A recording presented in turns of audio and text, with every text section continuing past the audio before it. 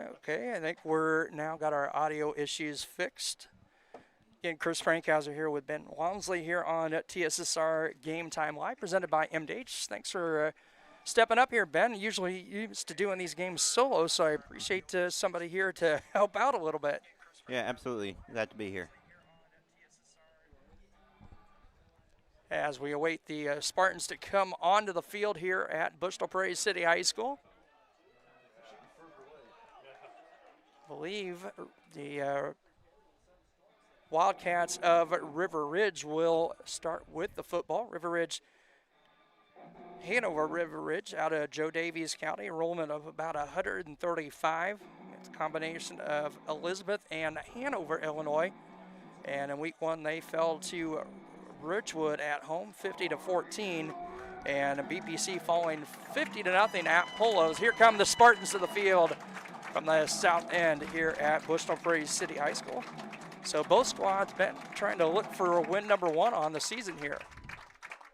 Yeah, and that's something that's really important for teams. Getting that first win can really jumpstart your path throughout the rest of the season. It's important to get that started early. Yeah, because I know in BPC's case, they've got to go to the defending state champion Amboy next week, and River Ridge hosting Orangeville. So yeah, you want to get off the snide, get that 0 out of the win column, and get one here in week 2 to get that record back at 500. We're brought to you by all of our great sports sponsors here on TSSR Game Time Live, including our pre- and post-game show sponsor. That's JoJo's Gaming Parlor. They offer the best gaming experience in the McDonough County area. Stop in for a cold drink and a chance to take home a nice wad of cash while you're at it. Also on game nights, check out the TSSR Game Time Live, presented by MDH Events Live on the big screens. Come join your friends at JoJo's, located at 776 North Cole Street in Bushnell. As we get ready to start here, don't forget to visit the concession stand for your refreshing drinks and snacks. Again, River Ridge will start with the football. Wildcats in the white jerseys, blue numbers with some silvery gray trim, all white pants, dark helmet. BPC in the home blue jerseys with the red numbers, white trim, white pants with the blue trim. And it looks like number 94 to kick it away for BPC. That's Hayden Art, 6'2", 280-pound junior. Saw that young man get some carries last week at Polo. Looks back deep for the Wildcats, number 21. Hamish Bowden, a 5'10 junior, 185-pound running back, linebacker for the Wildcats. Their head coach is Jared Burlich. Josh Reese and Riley Sote are the assistant coaches. Hart has the ball on the tee, 12 minutes on the clock, and we are set for football. Thanks for tuning in to TSSR Game Time Live, presented by MDH. Hart with the approach, and it's going to be an end-over-end kick fielded by one of the up men right through his leg, picked up by Bowden at about the 25, and he's going to get out close to the 30, beyond the 30-yard line, about the 31, 32-yard line. And that's where the Wildcats will start 1st and 10. 11:53 to play here in the opening quarter. Just underway here from Bushnell-Prairie City High School on this Saturday afternoon. Pretty decent return by River Ridge to get it started. Yeah, starting off a little disastrous there with the kick going through one of the up men's leg, but a heads-up play by Bowden to pick it up and get it up for about a 8 or 9 yard gain on the kickoff.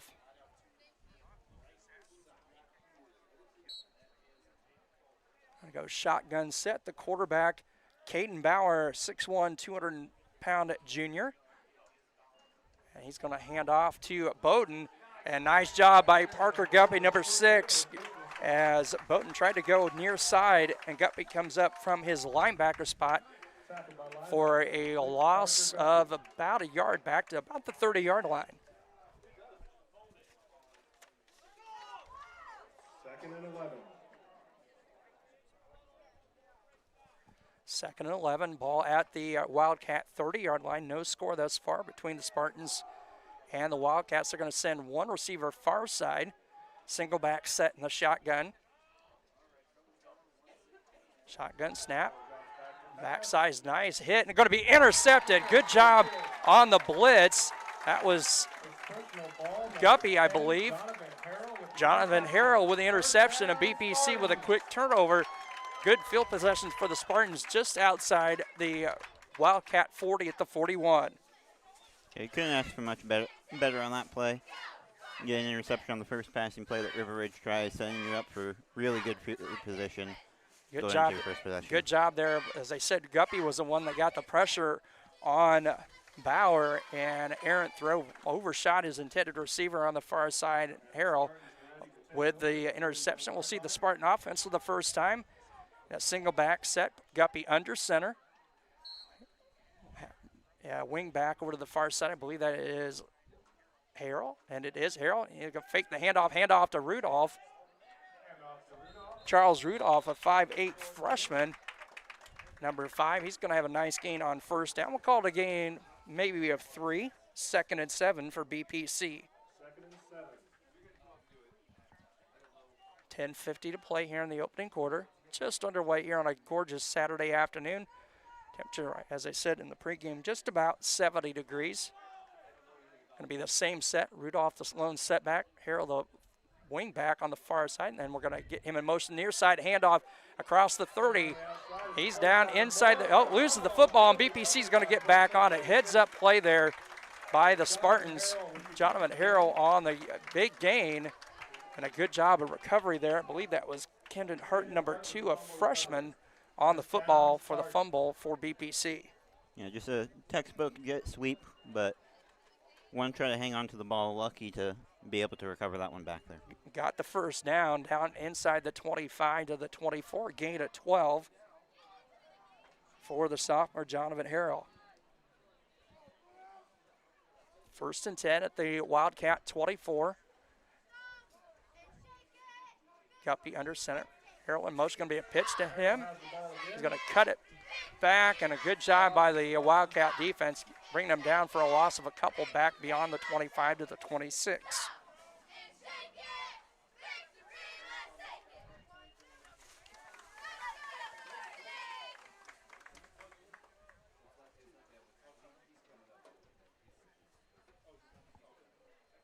Right at the 10-minute mark to play here in the opening quarter. No score between BPC and Hanover River Ridge. Rudolph, the lone setback. Wing back on the far side is Harrell. Guppy under center. Going to fake the handoff to Rudolph. Harrell's going to get it, come near side, tiptoes around. Got it maybe a yard, maybe not, as they're, I think, going to spot that ball right about where they snapped it. So we'll call it a gain of no yards and bring up a 3rd and 11 for BPC.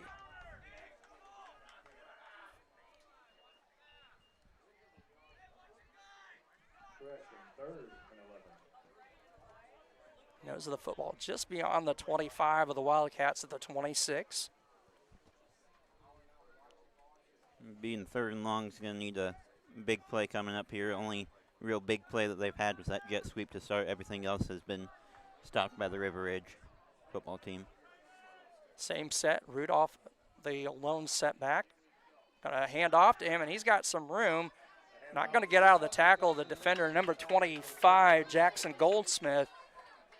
Going to have a nice game, but as you said, Ben, it's going to be 3rd now and about 7. Now 4th and 7 for BPC.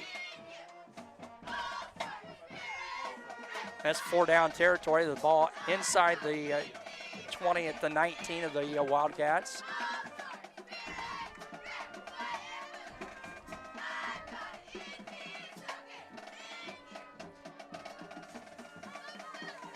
Going to come out with a single receiver to both sides. Shotgun set.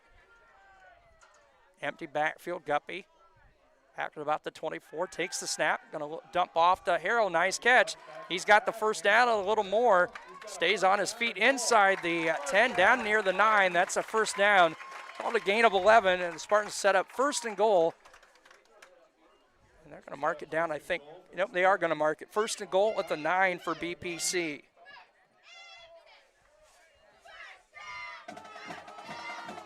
You can see on that play, had to sort of divert from doing an outside run, cutting back, or outside pass, inside pass, cutting back in a little bit. Had to fight for that first down a little bit, be able to get it in the end. Got enough for the first down, and we'll call it a gain of 14 on the play. And the Spartans going to come out same set, single receiver to both sides, empty backfield, Guppy in the shotgun. In motion, that was Rudolph, and that's Guppy on the keeper. And he's fighting. Good job of not stopping his feet. Initially stopped right at the line of scrimmage, but it's going to get it down close to the 5 for a gain of about 3. Great second effort by number 6, Parker Guppy, as we have a second down on the 5. And actually going to call it a gain of about 4 on the play for Guppy. Second and goal from the Wildcat 5-yard line. 7:20 to play here in the opening quarter. Still no score between the Spartans and Wildcats.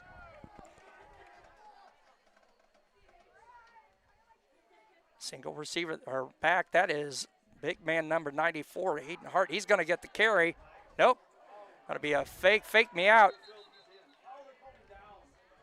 Harrell to the right side is going to spin down just short of the goal line. They're going to say no gain. I thought maybe he got down close to the goal line, but they're not really moving the down marker on the far side, so called a gain of maybe a yard on the play. Third and goal from the Wildcat 4.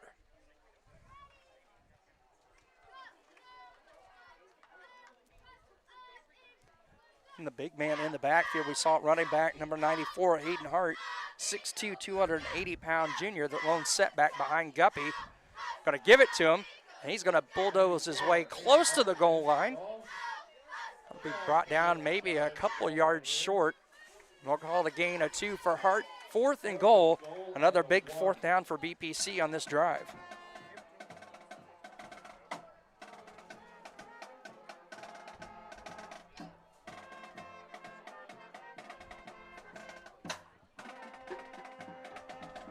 Quickly played first quarter thus far. We're down under 6 minutes to play in the opening quarter.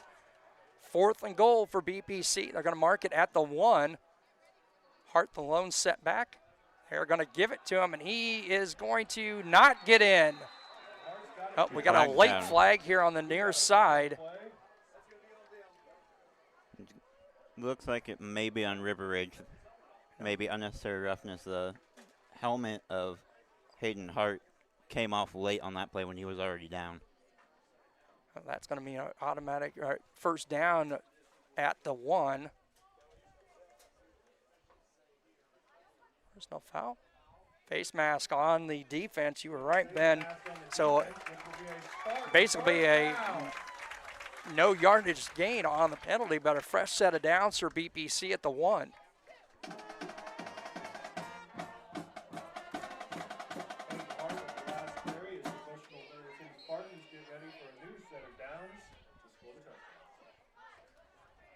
He gets the play call from the BPC sideline. 5:35 to play here in the opening quarter. No score.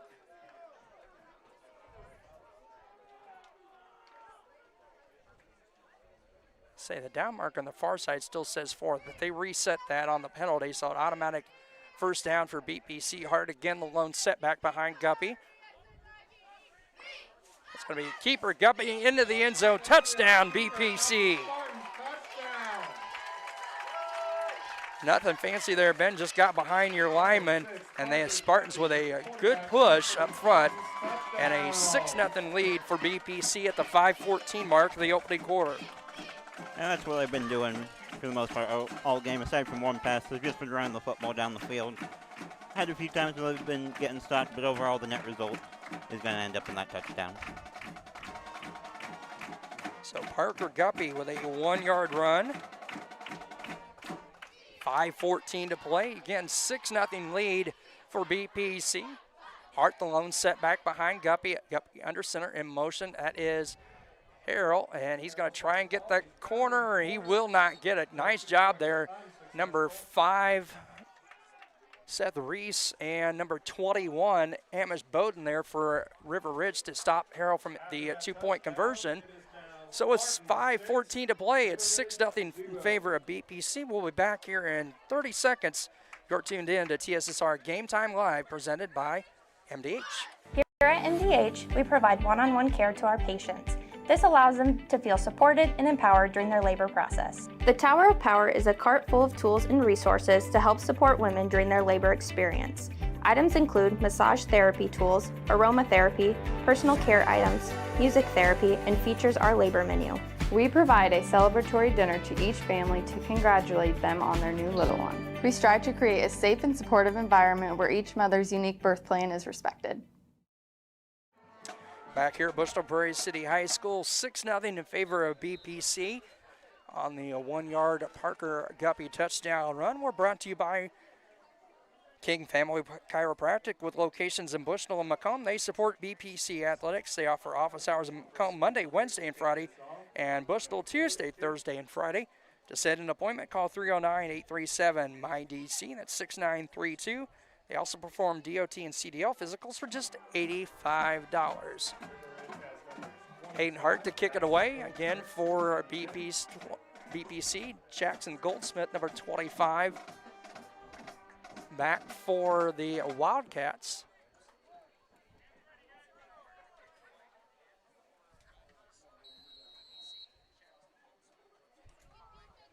And overend kick going to bound down to Goldsmith at about the 15. Got a good run up across the 25 to about the 28, 29-yard line. And that's where the Wildcats will start with their second offensive possession. 1st and 10 from their own 29-yard line. Definitely hoping to improve a little bit on this. The little bit of time they did have on offense was a tackle for loss and then an interception. So not the way you want to start off the football game. No, definitely not. We're going to look to improve that a little bit. So we'll see the Wildcats for the second time on offense. Only 2 plays on that. They got, as Ben said, the negative carry for Bowden and then an interception on the second offensive play. Shotgun set in motion. That is 21, Bowden. And he's going to have a nice gain out across the 30 to about the 35. Nope, not quite to the 35, 33-yard line. Gain of 3 on the play for the Wildcats. So second and, well, the scoreboard's only giving him a gain of 2. I'll keep that as a gain of 3. 2nd and 7 from the Wildcat 34-yard line, 4:35 to play here in our opening quarter. Quarterback with it, Bauer, and he's going to get brought down out of bounds over on the far sideline, about a couple yards short of the first down marker. Had to fight for that one a little bit. Thought he was going to get down behind the line of scrimmage, but fights a little bit closer to the first down marker. Gain of 3 for Caden Bauer, senior, 200-pound, wears number 9 for the Wildcats.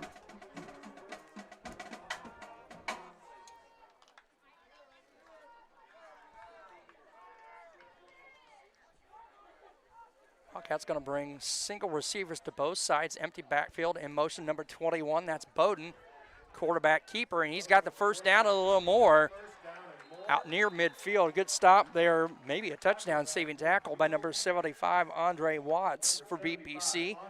5'11", 280-pound sophomore for BPC, but it's enough for a first down from the gain of about, gave Bauer about 17 on the carry for the Wildcats. And good tackle by the underclassman. Very, very easily could have been a touchdown had he not made that tackle. So 1st and 10 Wildcats right at the Spartan logo at midfield. Bauer, shotgun set. Now they're moving some personnel around. Going to bring number 7, Eli Eisenberg, to the near side as a receiver. And a good job there by Guppy, and then finished off on the play by number 94, Hayden Hart. That's going to be a loss on the carry by Bowden, of the loss all the way back to the 45, a loss of 5. Biggest tackle for loss we've seen so far. That's a good second time Parker Guppy's gotten some good penetration into the backfield on a running play. 2nd and 15 at the Wildcat 45, single back. Shotgun set, receiver to the near side, snap over his head. And Bauer's just going to fall on the football all the way back at about the 36, a loss of 9. And that's going to bring up a third and a country mile, about 24 for the Wildcats.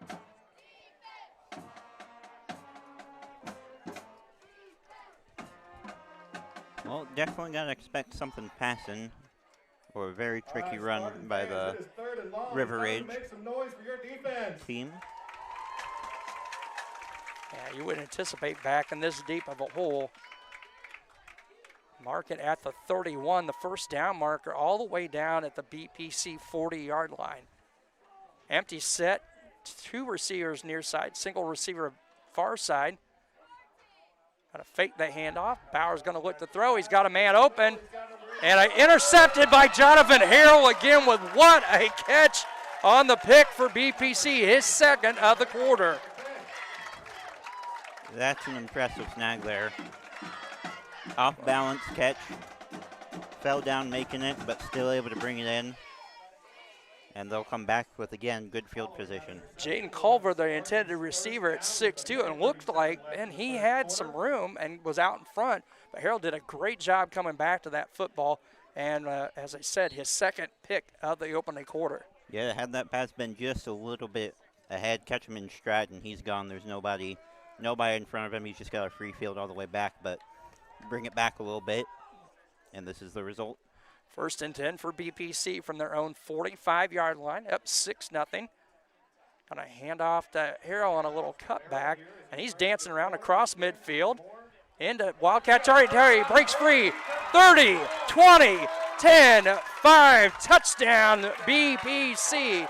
55 yards, Jonathan Harrell on the first offensive play of the drive for the Spartans. Broke about 3 tackles there for that touchdown. Great effort to get a very quick touchdown. And they'll set up for another 2-point conversion. Score coming with 1:24 to play in the opening quarter, and will push the lead for BPC out to 12. Touchdown scored by number 10, Jonathan Harrell, who's had a great first quarter with a touchdown and 2 interceptions. Spartans are going to line it up 4-2.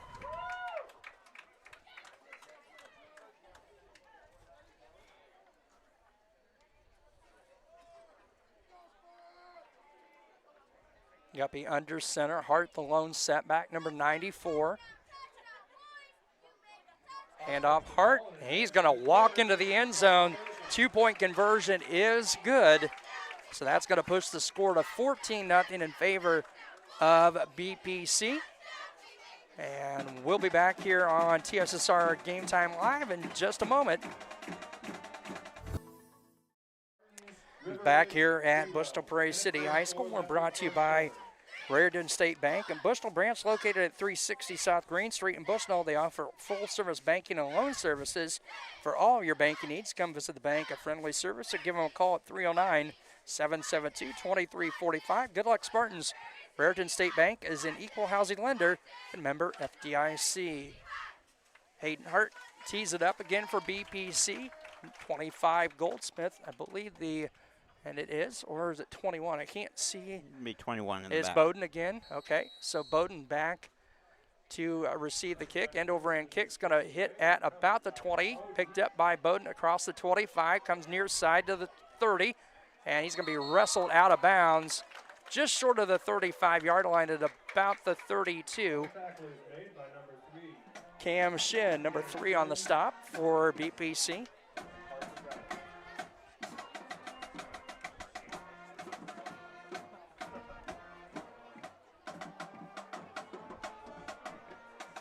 So the Wildcats will have it with 1:19 to play here in the first quarter. 1:19 left in the first quarter. First and 10 from their own. On about the 34-yard line. The ball set back too far there, so they move it out back out to the 34. Keaton Bauer, again, the quarterback for the Wildcats, 6'1" senior. Shotgun set, empty backfield. In motion is going to be Culver. And Bauer with a keeper, and he's going to be tripped up in the backfield for a loss of maybe a yard or so. Rudolph and Guppy, 5 and 6 on the stop. Second and long for the Wildcats as we're under a minute to play. 2nd and 11. We'll call it actually no gain. 2nd and 10 for the Wildcats at their own 34-yard line.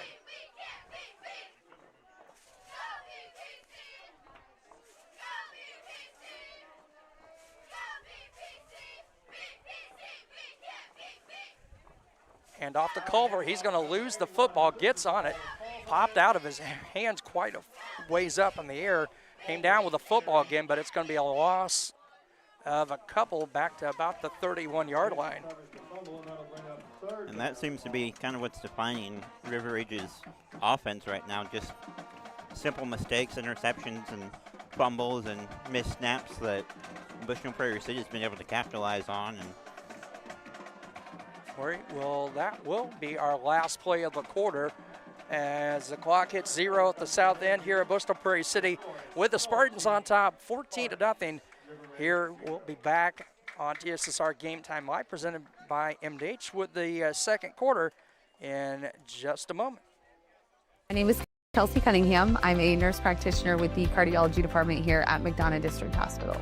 Cardiology is like a big puzzle. A lot of things can be traced back to the heart, and to see somebody in your office at the beginning of the process really down on themselves and, not feeling like their best self, and I think in their mind never really thinking that they're going to recover from that, to fast forward 6 months where they're back doing things they once did. It's the ultimate goal, and I love to see it happen.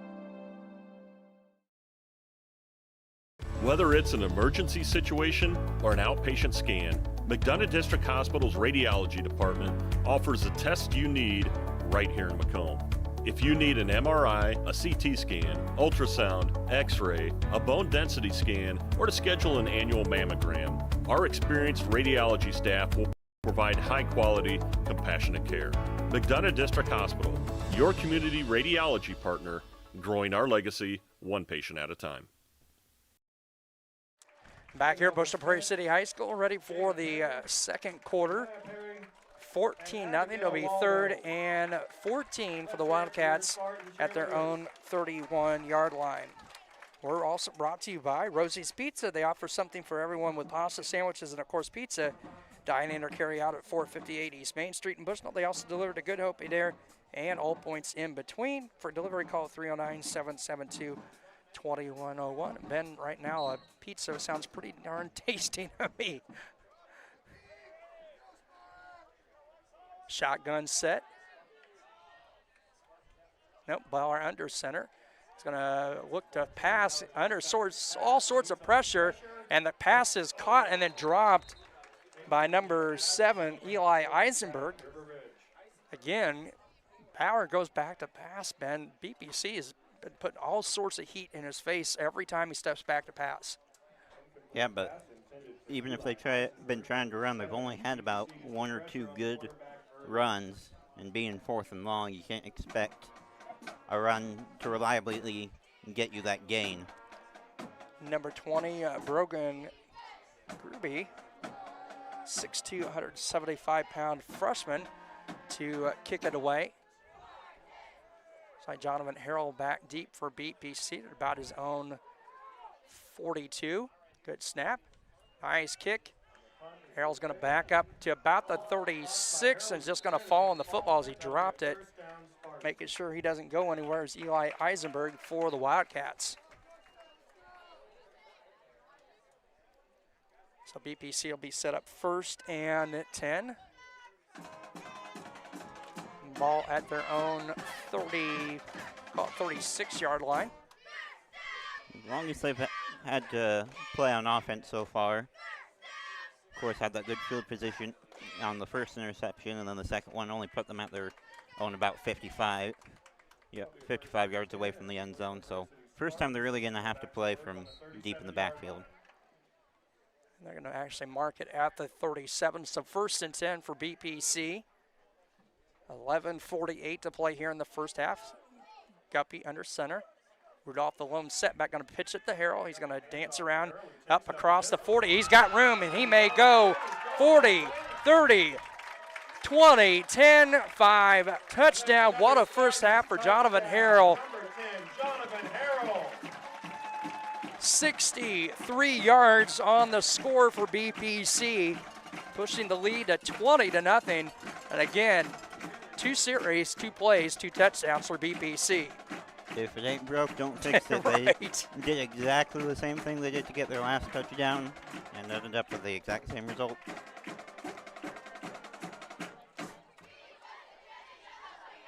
So 63 yards on the scamper for Harrell.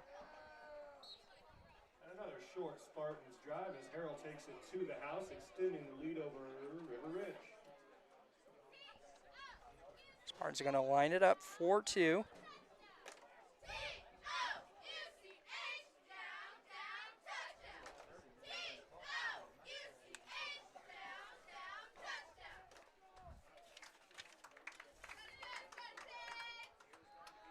Going to hand off to Hart, and he's going to dive, reach the football. Did he get in? No, they say the knee came down just short.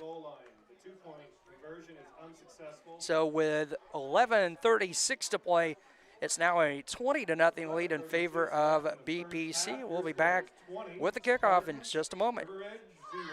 I'm Lindsay Schaefer. I'm a physical therapist specializing in pelvic floor physical therapy here at McDonough District Hospital Sports Medicine and Rehabilitation. Young women, a lot of them have pelvic pain. They don't realize that it's something that they don't have to live with anymore. It's very common for people to have urinary leakage. And I always say it's common, but it's not normal. It's not something you need to live with. I also focus on hip pain, back pain. It's all kind of connected. Any age really can benefit from it. Back here at Bushnell-Prairie City High School. Ben Walmsley and Chris Rankhauser here with you on TSSR Game Time Live, presented by MDH. We're also brought to you by Farmers and Merchants State Bank of Bushnell. For over 100 years, Farmers and Merchants State Bank of Bushnell has been servicing the local community's needs for personal and business banking, as well as home and agricultural lending. And also don't forget about its trust department. Stop by the main branch on 484 East Main Street, or their drive-up facility on Cole Street to learn more. Farmers and Merchants is a member FDIC and equal housing lender. Hart with the ball teed up. Goldsmith back for the Wildcats.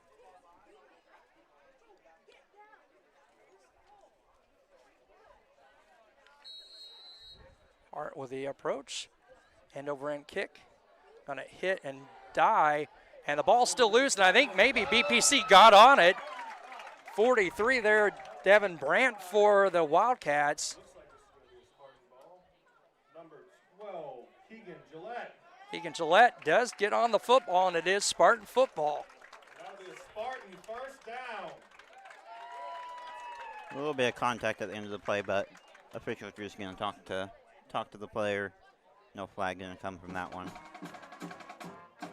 So BPC, we were talking there momentarily about field possession. They're in good shape again inside the 40 at the, that was the football right at the River Ridge 35-yard line.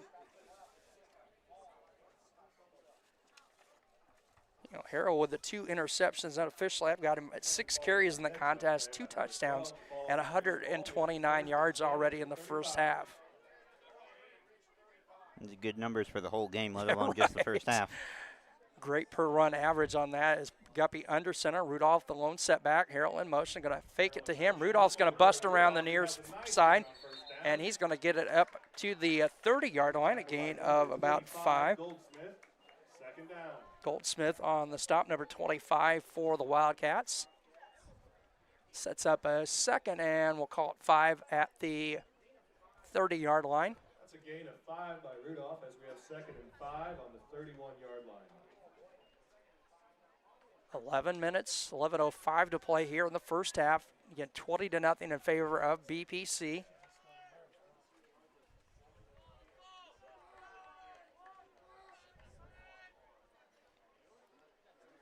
Again, Rudolph, the lone setback. Harrell, the wing back on the far side. He's going to come in motion. Guppy going to fake the handoff to him. Bounce to Rudolph. Rudolph's going to fight ahead for a couple of yards. 21, Bowden. Finished up by number 21, Bowden. 7, Eisenberger. And we're going to get a Spartan timeout here with 10:34 to play. And a third down and about 4 Timeout by Bushnell-Prairie for BPC. We'll keep it right here. I'm going to tell you about M&B Furniture, Bristol's only furniture store. M&B Furniture is a mainstay in the community, and they offer free delivery within 40 miles. So everything you need to furnish your new home or replenish an old one, stop and see the fine folks at 41 West Main Street. Find them on Facebook, Instagram, or the web at www.mnbfurniturinc.com. You can also give them a call at 309-772-2111. Also brought to you by Harrell Enterprises and Harrell Trucking. They can take your product down the road, near or far, and also offer top-notch heavy-duty truck and trailer repair. The second-generation business continues to grow and continues to support BPC athletics. Stop by and see Danny or Travis on Route 41 south of Prairie City, or give them a call at 309-775-3333.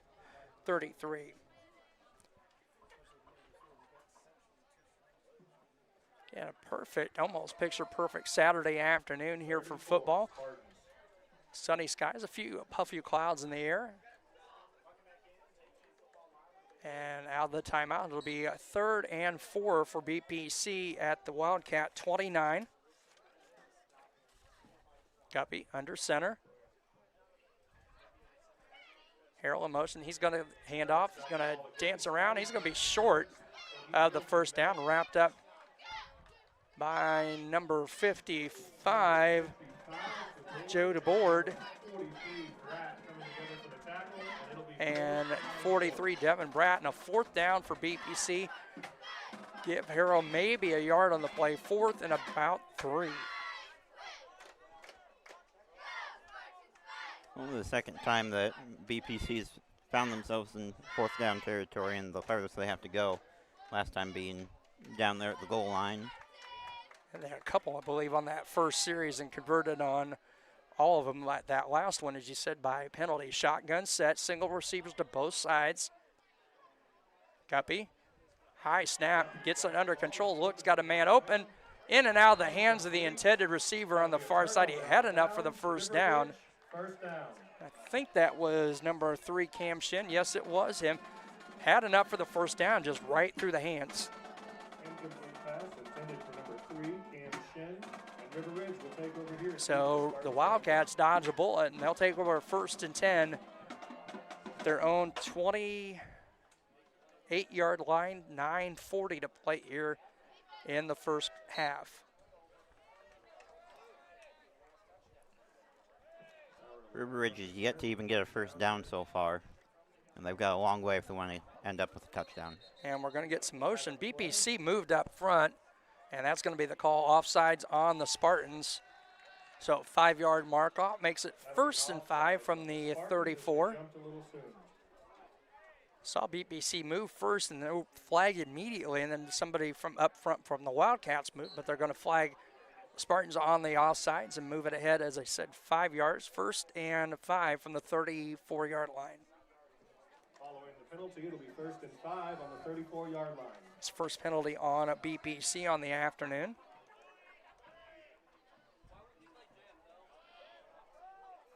Bauer, shotgun set, is going to keep it to the near side or far side, and he's going to get the first down across the 39, just short of the 40-yard line, a gain of 5, needed 5 and got 5 on the play. Number 9, Bauer with the quarterback keep will pick up a River Ridge first down. 5 carries now for Bauer for 15 yards on the contest. It'll end up being the first down River Ridge has had with a little help from the penalty. So 1st and 10 for the Wildcats, their own, just short of their own 40-yard line. Again, Bauer shotgun set. Gonna hand off to number 21, and he's got some room down the far side. He's gonna be knocked out of bounds. Gillette on the stop, and that might have been a touchdown saving tackle again. It's gonna take it from the Wildcat 40 down to the Spartan 35, a gain of 25 on the play, and the biggest offensive play of the contest for the Wildcats. Yeah, definitely a big step-up play by the freshman. Definitely would have been a touchdown had he not been there to intervene. Bauer, shotgun set. They say there was movement up front by BPC, but they're going to get back, and that's Culver on the run. He's going to cut it back, and he's going to be picked up and slammed down by Guppy, but he's got enough for a first down. Wildcats' best offensive look of this opening half, and that's a gain from the 35 to the 20 for Culver and a first down. Following back-to-back good games, this will be River Ridge's first down and 10 on about the First and 10 for the Wildcats at the Spartan 20-yard line. 8:35 to play in the opening half.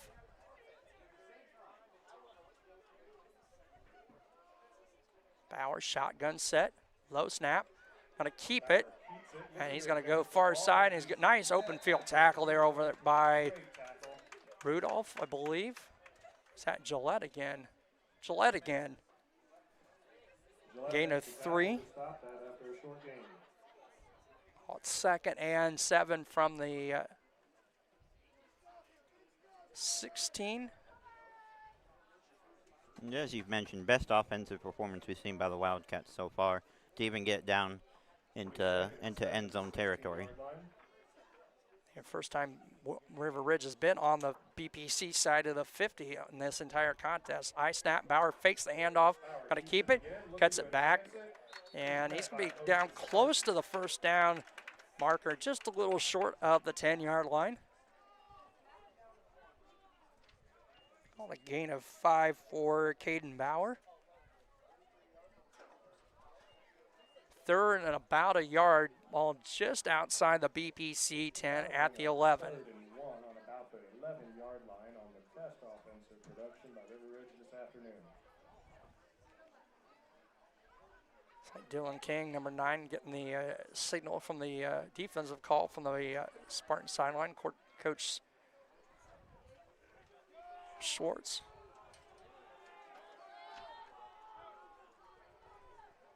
Shotgun set. Bowden, keeper, gonna go far side. He's got the first down inside the 10, close to the 5-yard line. So they mark it just outside the 5, I believe, at the 6. River Ridge and a first down on about the 5-yard line. First and goal for the Wildcats at the scoreboard's going to say that right at the 5. It looks like it's back closer to the 6 from up here.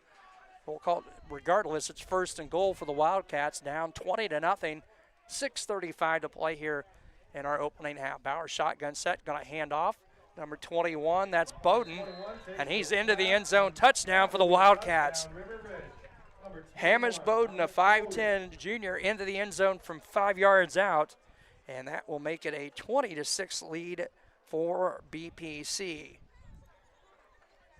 First time we've seen the Wildcats really get going on offense, and they're able to capitalize with their first touchdown so far in this game. So from 5 yards out, 6:28 to play.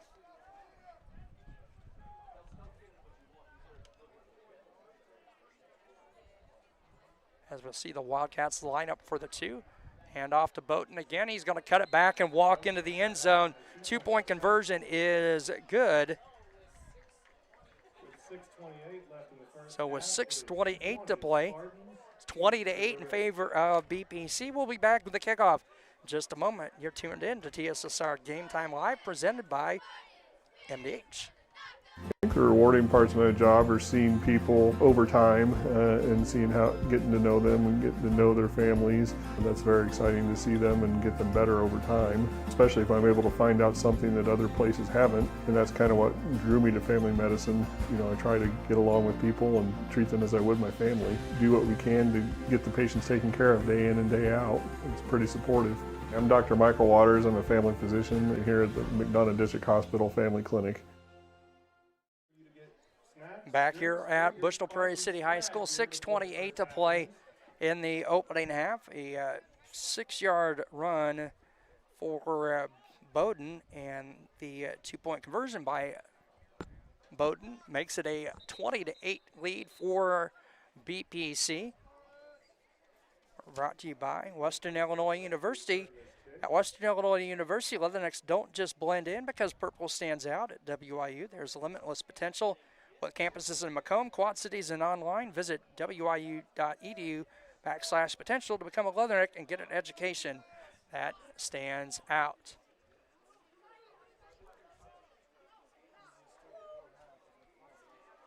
That is Harrell back deep for BPC. It'll be the first kickoff we're going to be able to return this game. Well, BPC may be expecting something, a little squid kick. They moved their midline guys up a few yards.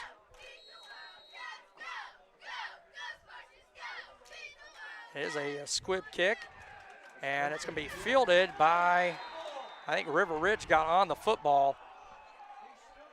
17, Wyatt Ritchie on the kick.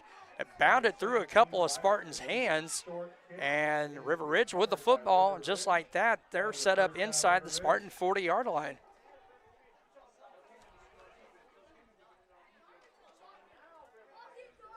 .6:25 to go. Mark it at the 40. That'll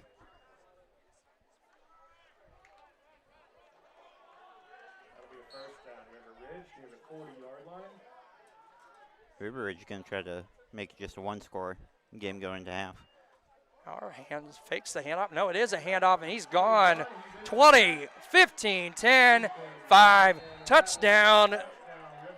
Hamish Bowdoin, his second here in the second quarter, and just one play, 6:17 to play, first half, and it's now a 20-14 lead for BPC.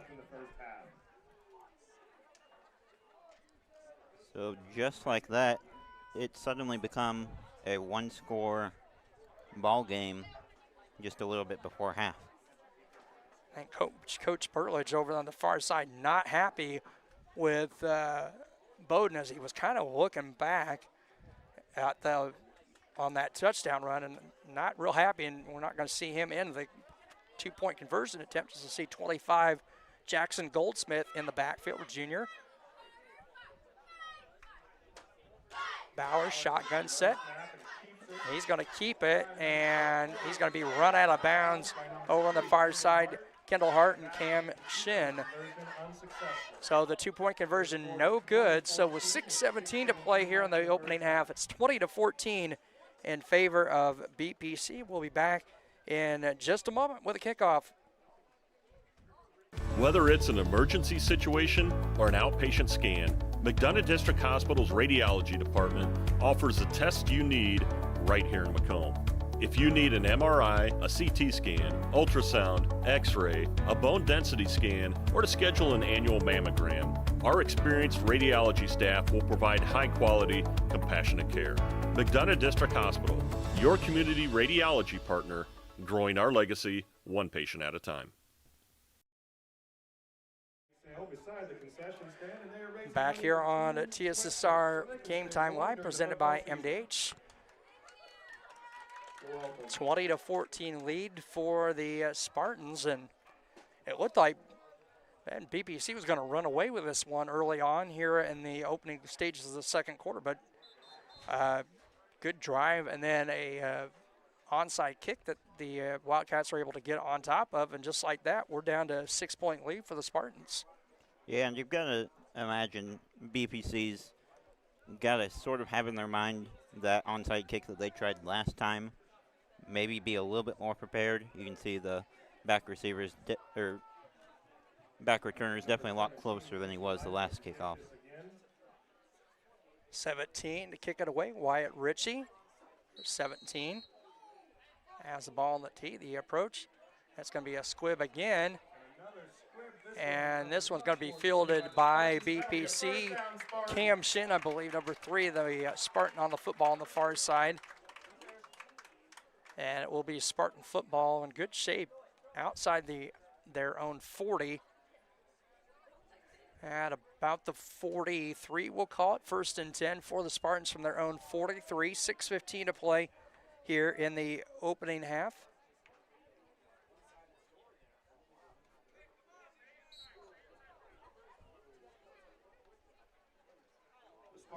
BPC's got plenty of time, just over 6 minutes, to try to extend their lead just a little bit more before going into halftime, and they will be receiving the ball coming out of half as well, which will be working in their favor a lot. Spartan football, Guppy under center.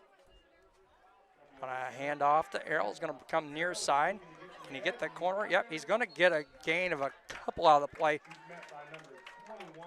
Looked like that could have the possibility of being a big stop for River Ridge, but Harrell's gonna pick up a couple, called a gain of 2 on the play, 2nd and 8 for BPC. Wildcats have really been able to pick up on some of the run game that BPC's been doing. As you mentioned, very easily could have been a tackle for loss, so not broken that tackle. And BPC's having a little more trouble here on offense.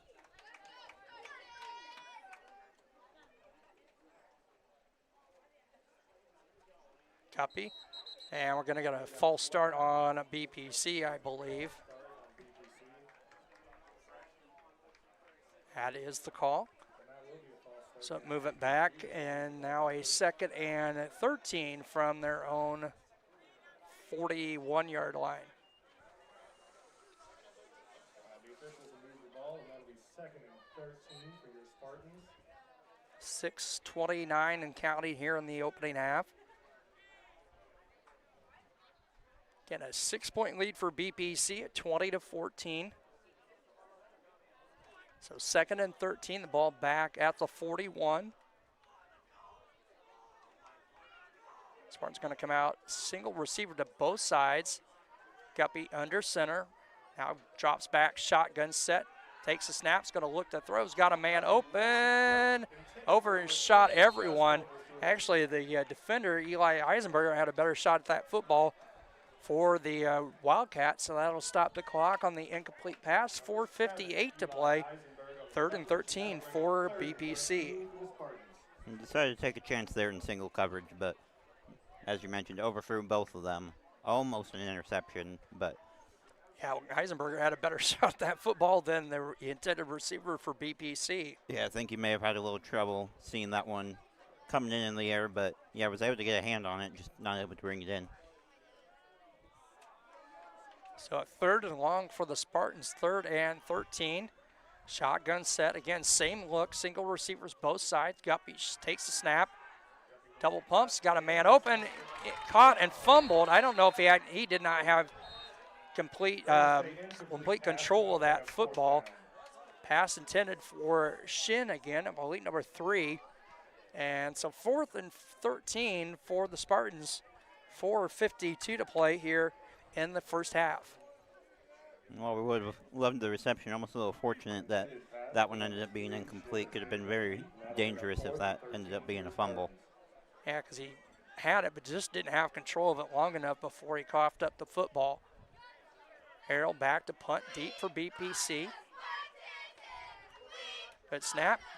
Line drive kick, going a hit and get past Eisenberg. He'll pick it up inside the 30, across the 35. And he's going to be grabbed from the jersey and pulled down by Charles Rudolph for BPC. That's where the Wildcats will set up shop. 1st and 10 from their own 36-yard line. 4:40 to play here in the first half. Wildcats will still with all 3 of their timeouts. Don't forget, coming up at halftime, we'll have a brief chat with BPC court coach Jeff Borders. Our MDH halftime interview. We'll have updated stats and try and check out some of the scores from college football and pass those along to you here on this Saturday afternoon. First time we've had to see BPC turn over the ball. So that's going to be a little more unusual for the defense, just jumping straight into it. Wildcats come out, single back, 2 receivers far side. Bowers shotgun set, going to fake the handoff, and he's going to keep it, and he'll get across the line of scrimmage and not much more. Like Dylan King, I believe, in the number 9 on the stop. Stop in the middle of the field.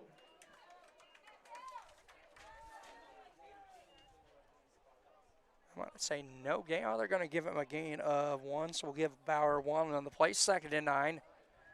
Ball at the Wildcat 37-yard line. 4:10 to play. Clock continuing to roll down here in the opening half.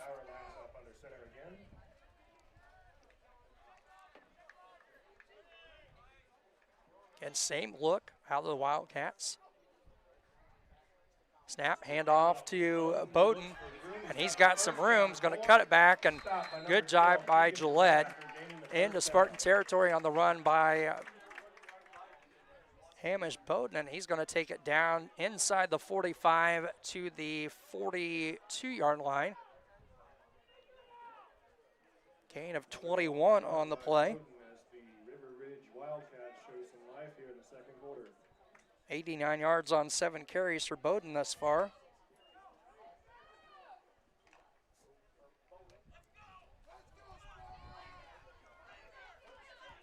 Going to come out with Culver, the receiver, at the far side. Shotgun set. Bowden again, the lone setback with Bauer. They're going to hand it off to Culver. He's going to come near side. Gets out of, nope, he gets tripped up. Nice job by Jonathan Harrell, tripping him up after a short gain of about, we'll call it a gain of 2 on the play. That'll be 2nd and 8 on about the 40-yard line. 3:15 to go here in the opening half. 20-14 lead in favor of BPC. We'll get that quarter changed. Didn't get that done at the quarter break. So 2nd quarter action now under 3 to play. Culver again, the far receiver to the far side.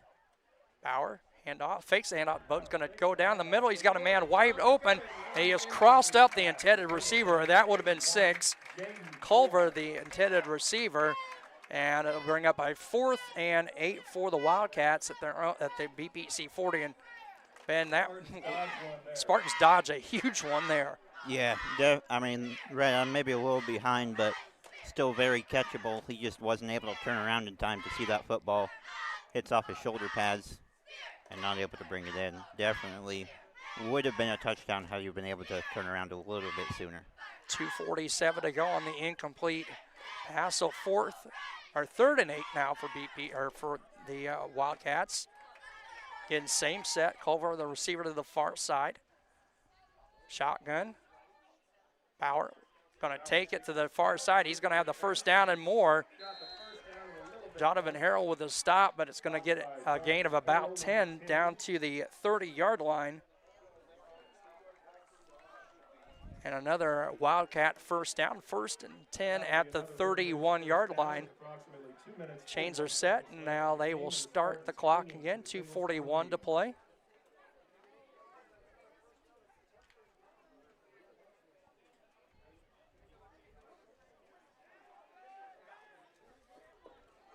Going to send to Eisenberger, the far side. Culver, the slot receiver.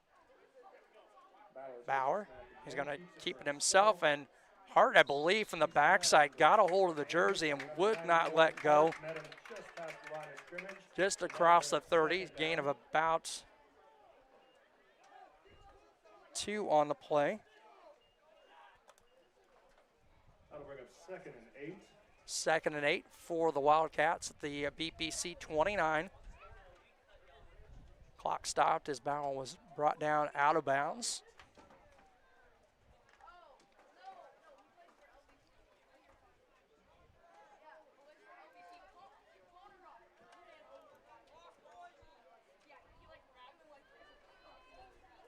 Chat us up, let us know where you're listening into, and that's going to be a run by Bauer. Is he going to get to the end zone? No. Stopped just short of the goal line, out of bounds at the 6.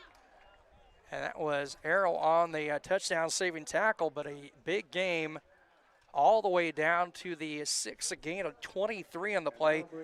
And the Wildcats, after getting dominated through the first quarter and a half, knocking on the door, 1st and goal, and a chance to take the lead.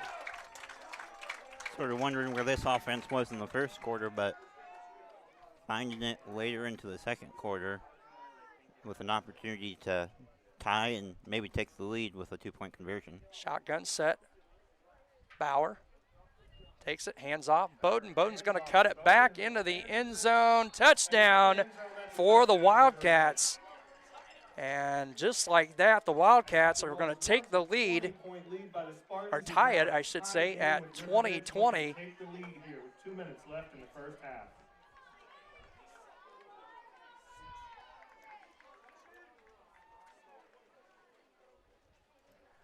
So we are tied at 20-20, BPC and River Ridge. And a big 2-point conversion for the Wildcats here, hoping to cash in and take the lead. Huge as the Wildcats line up. Hand off, Bowden, can he get around the corner? Fighting. He is short. Stop. The 2-point conversion is unsuccessful, and we will be tied. So with 2:08 to play in the opening half, it's tied up at 20 apiece. We'll be back with the kickoff here on TSSR Game Time Live, presented by MDH. Just a moment. Here at MDH, we provide one-on-one care to our patients. This allows them to feel supported and empowered during their labor process. The Tower of Power is a cart full of tools and resources to help support women during their labor experience. Items include massage therapy tools, aromatherapy, personal care items, music therapy, and features our labor menu. We provide a celebratory dinner to each family to congratulate them on their new little one. We strive to create a safe and supportive environment where each mother's unique birth plan is respected.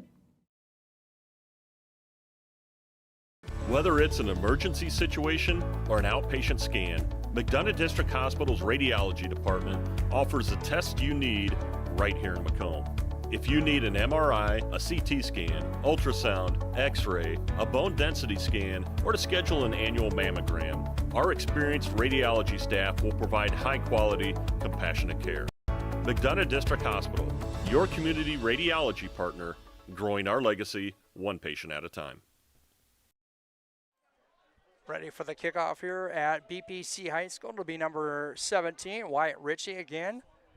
Ball on the tee, and it's been a game of runs. 3 scores by BPC, now 3 straight by the Wildcats. Good kick fielded by Randolph at the BPC 40-yard line.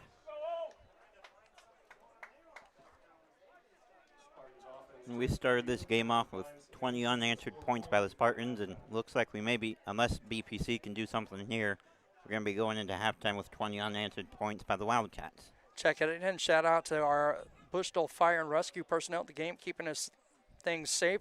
Always a big shout out to them. They're here every home game. And thanks, Chuck, for tuning in down in Daphne, Alabama on vacation. Appreciate you tuning in here on this Saturday afternoon. Hope you're enjoying your vacation down there in Alabama, Chuck. Guppy under center, fakes a handoff to Rudolph, going to hand off to Harrell. He's dancing around, breaks a tackle. He's got some room. Is he going to go? 40, 30, 20, 10, 5, touchdown BPC. 60 yards, Jonathan Harrell. And just like that, BPC takes the lead back by 6. The third touchdown by Harrell, and those 20 points will go answered.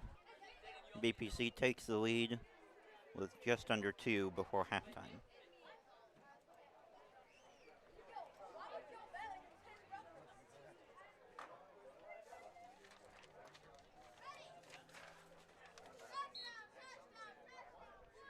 That score coming with 1:54.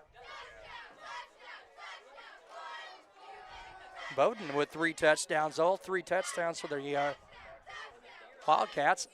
Single back, fake the handoff to Harrell. It's going to be Hart, and he's going to be hit. And good job by River Ridge. You're not going to bring him down, tackling him up high.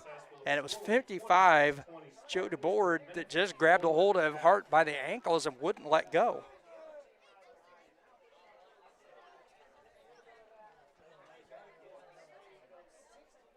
So with 1:54 to play, it's now a 26-20 lead in favor of the Spartans. We'll be back with a kickoff in just a moment You're tuned in to TSSR Game Time Live, presented by MDH. I'm Lindsay Schaefer. I'm a physical therapist specializing in pelvic floor physical therapy here at McDonough District Hospital Sports Medicine and Rehabilitation.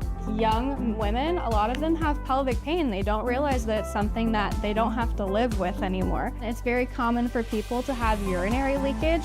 And I always say it's common, but it's not normal. It's not something you need to live with. I also focus on hip pain, back pain. It's all kind of connected. Any age really can benefit from it. My name is Kelsey Cunningham. I'm a nurse practitioner with the cardiology department here at McDonough District Hospital. Cardiology is like a big puzzle. A lot of things can be traced back to the heart, and to see somebody in your office at the beginning of the process really down on themselves and, not feeling like their best self, and I think in their mind never really thinking that they're going to recover from that, to fast forward 6 months where they're back doing things they once did. It's the ultimate goal, and I love to see it happen. Back here at Bushnell-Prairie City High School, Hayden Hart to kick it away. Jackson Goldsmith, number 25, back deep for the Wildcats. There's going to be a little onside squib kick fielded at the Wildcat 34-yard line by number 34, Wyatt Lehman, a 6-foot sophomore for the River Ridge Wildcats. River Ridge Wildcats will take over with a first down, a good field position, a minute 53 left in the half.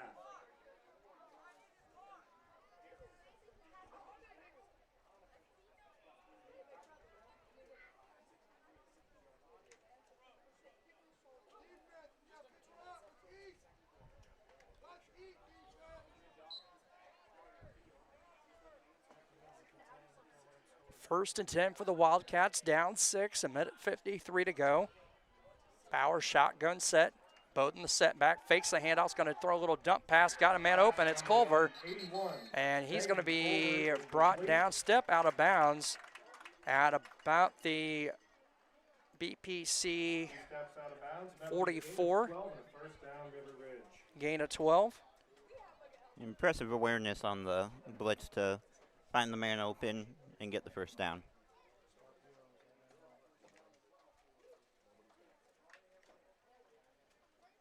Clock stopped with a minute 48 to play. Again, same look for the Wildcats offensively. Bauer shotgun, takes a snap, hands off to Bowden, and he's going to have a nice game of maybe about 3 or so on the play. And number 6, Guppy, after a short game, that'll bring a second down, River Ridge, running clock. Hart and Guppy on the stop for BPC. 90 seconds to play. Clock continuing to tick down under that 1:30 mark. Culver splits to the far side. Low snap. Bauer hands off to Bowden. He's got some room, and he's going to be brought down by Shin inside the 20. We're going to get an injury time, and that's Gillette. Keegan Gillette, 5'6", freshman, shaken up on the play for BPC. Clock stopped with a minute 2 to go.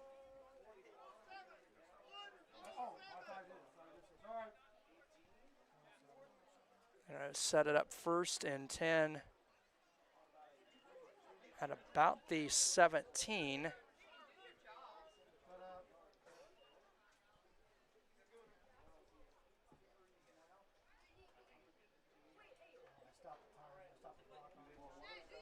.26 yards on the run for Bowden. That's going to put him over 100 on the afternoon.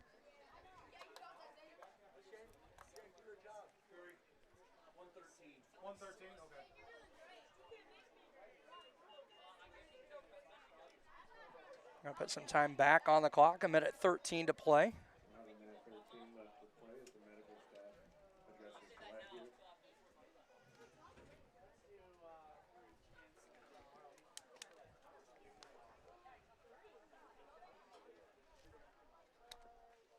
While we've got this timeout, we can tell you about some more of those BPC sports sponsors, including Midwest Ice. Do you need ice for your upcoming event? Look no further. Midwest Ice has you covered. Midwest Ice is Central Illinois' newest ice delivery service. They deliver ice directly to your event. Call Blaine Wrench at 309-351-8192 for a quote today. And also, Macomb's original local sports bar, that is Sports Corner at 124, with a focus on local sports. Catch WIU games and all the area TSSR Game Time live broadcast at Sports Corner at 124, all while enjoying your favorite cold drink and some of the best food in West Central Illinois. Stop in and say hi at 124 North Randolph Street in Macomb. And also brought to you by Community News Brief. For all your local news, subscribe to Community News Brief Weekly. Edition mailed directly to your home every Friday. And as an option, you can also receive Monday and Wednesday editions by email. Don't forget, you can also pick up single copies, and they can be purchased at select locations in Bushnell, Colchester, and Plainville. You know what? While they're attending to Mr. Gillette down on the field, we'll step aside and we'll be back here with the final 113 in just a moment on TSSR Game Time Live, presented by MDH. Every McDonough District Hospital sports medicine and rehabilitation patient receives one-on-one appointment times with a licensed staff member. They develop a personalized recovery and treatment plan to turn your setback into a comeback. We offer physical and occupational therapy, vestibular rehabilitation, speech-language pathology, cardiac and pulmonary rehabilitation, dry needling, and pelvic floor therapy. MDH, your community physical therapy partner, growing our legacy one patient at a time. Every McDonough District Hospital sports medicine and rehabilitation patient receives one-on-one appointment times with a licensed staff member. They develop a personalized recovery and treatment plan to turn your setback into a comeback. We offer physical and occupational therapy, vestibular rehabilitation, speech-language pathology, cardiac and pulmonary rehabilitation, dry needling, and pelvic floor therapy. MDH, your community physical therapy partner, growing our legacy one patient at a time. Here at MDH, we provide one-on-one care to our patients. This allows them to feel supported and empowered during their labor process. The Tower of Power is a cart full of tools and resources to help support women during their labor experience. Items include massage therapy tools, aromatherapy, personal care items, music therapy, and features our labor menu.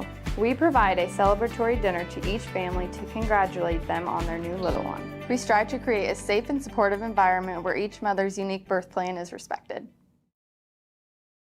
When you trust your healthcare needs to MDH, you'll receive the highest quality, compassionate care from our nationally accredited medical departments and award-winning staff. We are here for you 24 hours a day, 7 days a week, providing exceptional care right here in Macomb. We also accept Aetna, HealthLink, Blue Cross Blue Shield, and most other insurance plans for your convenience. McDonough District Hospital, your regional healthcare partner, growing our legacy one patient at a time. My name is Kelsey Cunningham. I'm a nurse practitioner with the cardiology department here at McDonough District Hospital. Cardiology is like a big puzzle. A lot of things can be traced back to the heart, and to see somebody in your office at the beginning of the process really down on themselves and not feeling like their best self, and I think in their mind never really thinking that they're going to recover from that, to fast forward 6 months where they're back doing things they once did. It's the ultimate goal, and I love to see it happen. Back here at Bushnell-Prairie City High School is the injured Spartan able to come off on his own power. Ken Gillette, 5'6" freshman, number 12, favoring that left leg a bit. And coming out of the timeout, it's a 1st and 10 for River Ridge at the Spartan 18, a minute 13 to play here in the opening half. And Ben, we talked about this. This has been kind of you expect to see this in basketball, but this has been a game of runs by both squads here in this opening half. Yeah, not a whole lot of passing done, only when absolutely desperate for yardage. And even then, only, I'd say about 25% of them have worked out in favor of the offense in this. So, unfortunate loss with Gillette going down, especially on the defensive side. He stopped a handful of touchdowns, but BPC is going to have to be able to move forward without him on defense, stop him before going into half. Bauer in the shotgun, low snap, handoff to Bowden. He's going to spin out of one tackle, out of another, and he's going to have a first down inside the 10, near the 5, on a gain of about 10. We'll call it a gain of 10.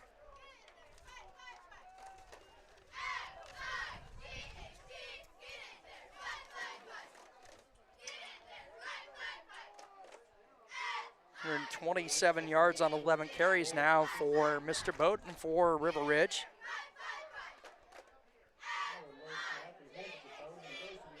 Bowden gets to the edge. Is he in? No, short.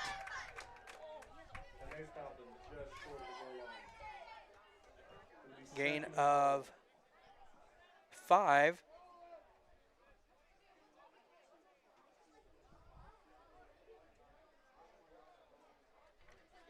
Second and goal on the 1-yard line. Let's make some noise. Second and goal from the 1 for the Wildcats. Clock stop with 50.9 seconds to play.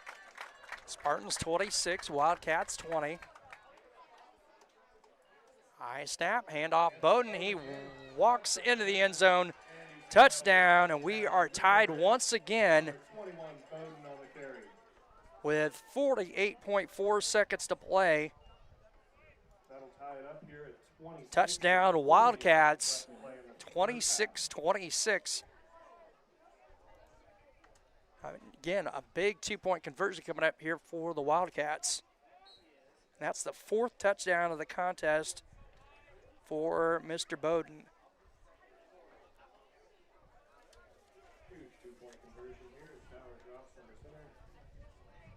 Low snap, Bauer, and he's gonna nice stop by BPC. Jonathan Harrell, I believe, was the one that came up. It looked like Bauer had an easy road to the goal line for the 2, and Harrell says, I don't think so. 26 with 48 seconds to go in the first half. We'll remind you that the Bushnell-Prairie City Band has a show at halftime. There is a Bushnell cheerleader bake sale going on by the concession stand, and plenty of snacks and drinks available in the stand as well.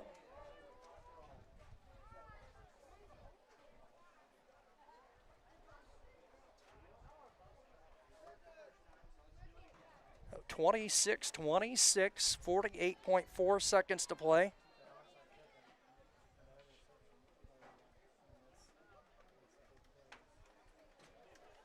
Still have enough time to try and make something happen. Yeah, BPC with 2 timeouts, and we've seen BPC, and for that matter, River Ridge at times, they don't need a whole lot of time. We've had 3 scores in this opening half on one-play drives.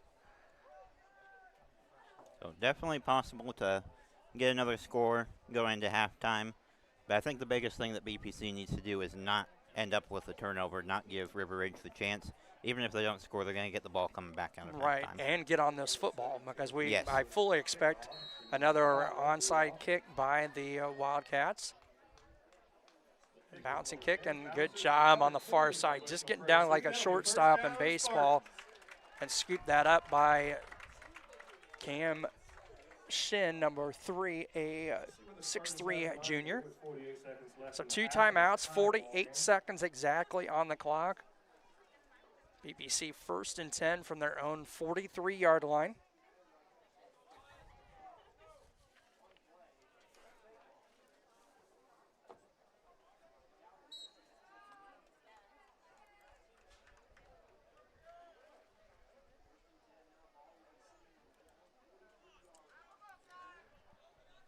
(26-26). Again, coming up at halftime, we'll have our brief chat with Coach, and we're going to get a delay game flag from the official, or too many men in the huddle. Yep, 9 people on field for BPC. And we'll see number 2, Kendon Hart, checking out of the game. So, yeah, that is a 5-yard mark off. 3rd penalty on the Spartans here in the first half for 15 yards. Now 1st and 15 from their own 43.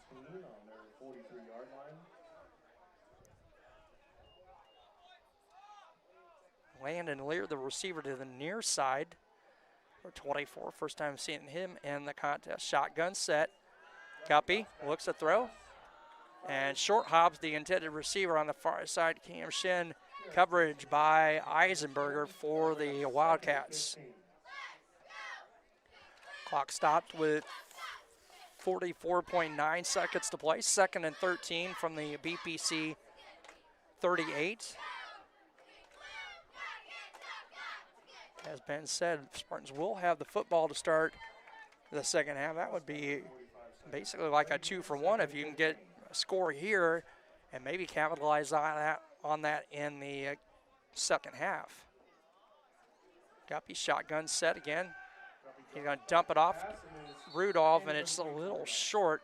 Pressure by number 55 right up the gut. Joe DeBoer, a 6'2", 200-pound offensive lineman or defensive lineman, a senior for Hanover River Ridge.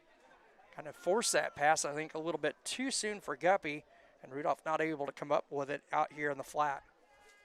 Yeah, definitely understandable why we're going for some extra yards with the passes, but unfortunate side effect is clock's not going down too much, only gone down 7 seconds since when they started the ball. Right, 41.7 to go. Guppy shotgun set again.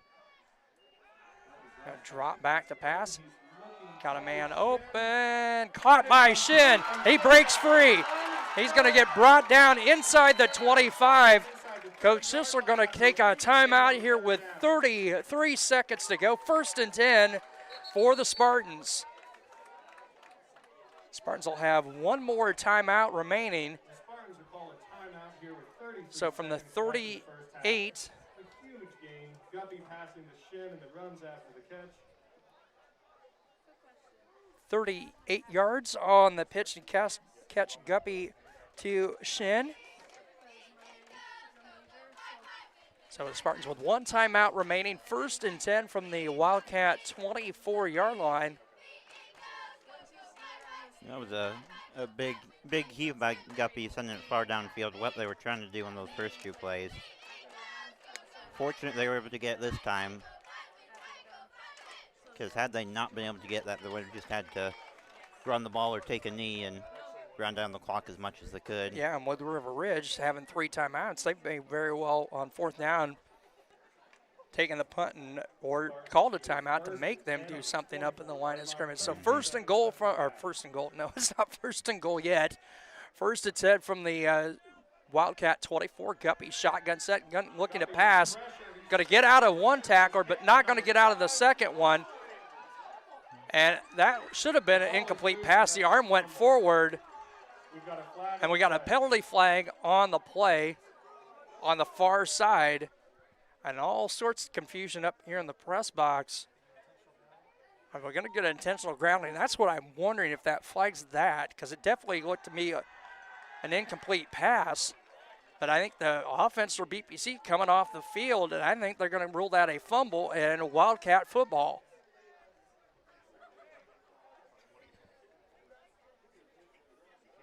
Yep, Wildcat football. I thought Guppy's arm was going forward on the play, but the officials didn't see that on the field, and it is a 1st down. And the Wildcats, with all 3 timeouts, 24.1 seconds to go, 60 yards from the goal line for the Wildcats. Bauer takes the handoff to Bowden's going deep. He's got a man open, and just off the fingertips. Again, BPC. A receiver for River Ridge, again, getting behind both of the D-backs for BPC. Yeah, he's been able to get past them both times, but one throw a little behind, and this throw a little bit ahead. BPC is getting very lucky with some of these throws that River Ridge is making. Yeah, Culver was a good 5-6 yards behind everybody, and just a little long on the pass from Bauer. Stops the clock with 19.1 seconds to play here in the first half. 26-26. Shotgun set, low snap. Bowden. Oh, good job by Hayden Hart. And he's going to wrap him up for a loss of about 5. And they're going to say the tackle inbounds. I think that will be our final play of the half as the clock's down to 5 seconds to play. And we're going to get a timeout. River Ridge. Nope. They will take their first. They've got 2 more remaining with 4.3 seconds to go. We do know we're going to have time probably for just one more play here in the first half. Yep, gotta imagine most likely going to be another long pass. We've seen number I think 81, Jaden Culver, be able to beat the backs for BPC before. It's just a matter of actually hitting him in stride, so that way he can take it the rest of the way for the touchdown. We're brought to you by our main sponsor, McDonough District Hospital, their athletic trainers and MDH Rehabilitation Centers with locations in Bushnell and Macomb provide expert help to Spartan student athletes, the prevention, care, and rehabilitation of all athletic injuries. Learn more at mdh.org. McDonough District Hospital, more than a hospital care, a hospital caring. Yeah, if you're BPC, there better not be anybody behind you for River Ridge. Yeah, I mean, this is kind of what you wanted to avoid getting it with that 48 seconds left. Unfortunately, they were able to force that fumble. So, as of right now, the big thing is, even if they do catch it, don't let them get to that end zone. Even if you just want to let them catch it and just be right there to bring them down, that's what you're going to be looking to do. So 3rd and 15, low snap, and that will help BPC as the low snap's going to end the opening half. And that'll end the half. 26-26 as Coach Borders will step down here. Ben will swap out headsets here for you and let him take nope, I thought he wasn't coming up. No, he is going to come down, so we'll catch a moment with Coach Borders. Coach, appreciate you coming by for a second. Well, it's been like a basketball-esque runs here in the first half. I don't even know what to say, Chris. we came out, we were successful. I mean, Jonathan, couple of really nice interceptions, and then they found a run play that evidently we just are unable to stop. Yeah, because defensively in that first quarter and a half, you guys pretty much dominated this contest. I mean, yeah, 20-0. We're up. We're successful both sides of the ball. And then, like I said, all of a sudden they just found something that evidently we just can't stop. All right, well, let you get back with the team, make some second half adjustments, and we'll hope for a Spartan victory in the second half. Thanks, Chris. Thanks, Coach. Coach Jeff Borders here on the halftime show. We're going to step aside for our MDH halftime interview. We'll be back with some stats and some college score updates from around the country here on TSSR Game Time Live, presented by MDH. Hold on tight as the Spartans bring you. Actually, you know what? We're going to stay here for a moment. We'll let you folks catch the little bit of the BPC band performance here at halftime.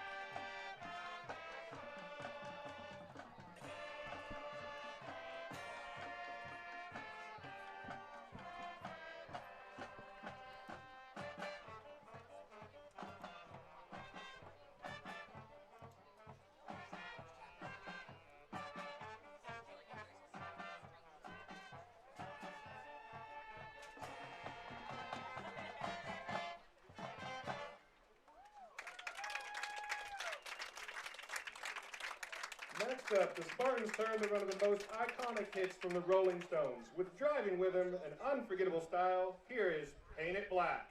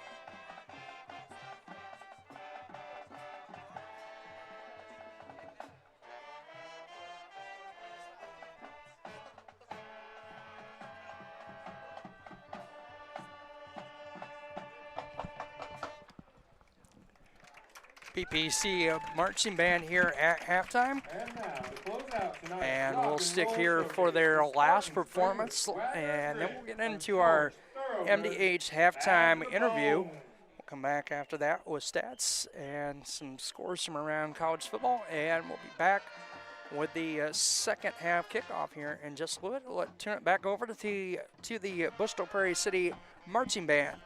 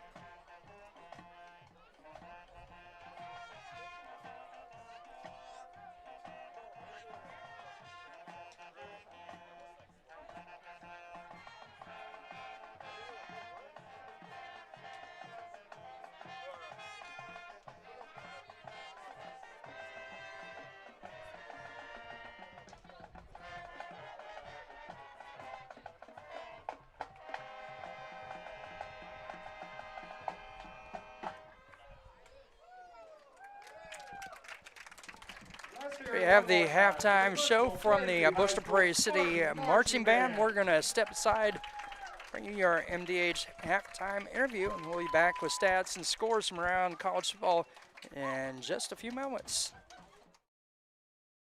And welcome back. I'm here with Emily Alden now. And Emily, patient advocate, is that right? Yes, that's correct. That sounds like a title that encompasses a whole lot.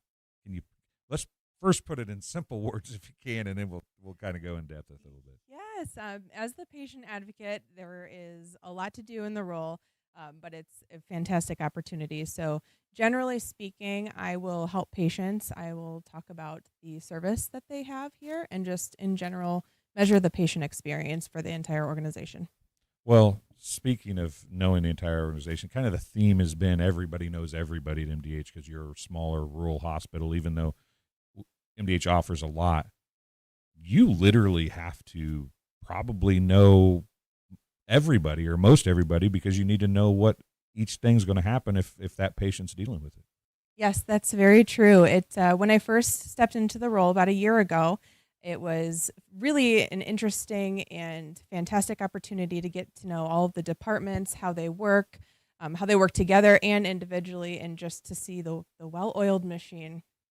Well, patient care, obviously, at a hospital is key. You're a key part of that. What is it about patient care at MDH that makes MDH special? Service excellence internally to provide the best patient care is top of mind here for all of our staff across every single level, every single department, and the organization as a whole. It's a big focus. So we make sure that we take care of our patients and that they have the best experience possible. We're very open to feedback. We always want to improve in areas that we can improve. So we always have open ears. We always appreciate the feedback that we receive. You are working with all departments. And when a patient comes in, let's say they come into the ER, and then they come to ICU, and then they go to the floor, your job kind of is to let the patients know what you can do, right, or what you offer, or what they can do. Am I missing that? Is that correct? Yes, actually, our case management department is instrumental with that side of things. Every once in a while, I'll step in and just check in on patients, see how their experience overall is going, to collect that feedback and see if we can implement any changes to make it even better.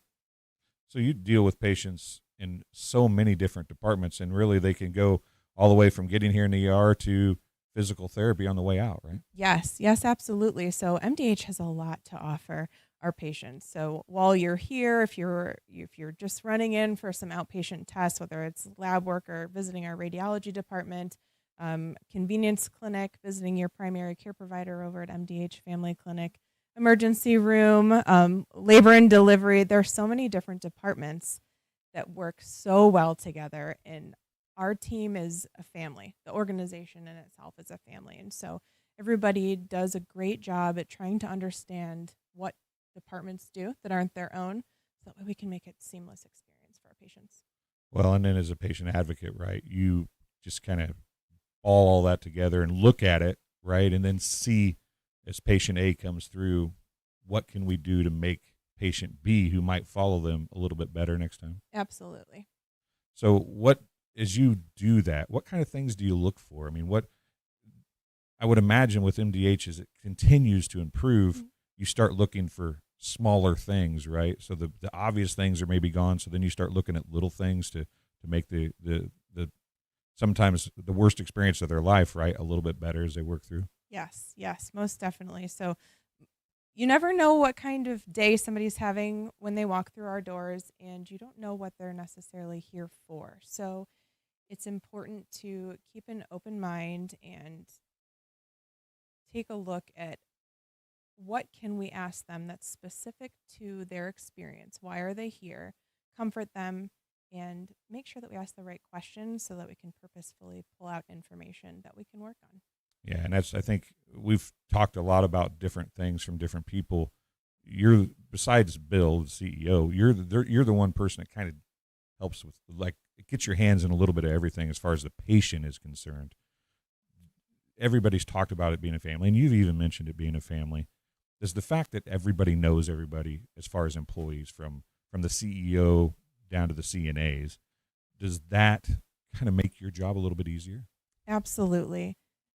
When you're a family, you care about each other, and we are all here for one purpose, and that is to provide the best experience for our patients that we possibly can. So when you are a tight-knit family, it's just great to be, we're a community, a family, a community, and we are here to serve our patients. And when everybody has that one purpose, it's a great feeling.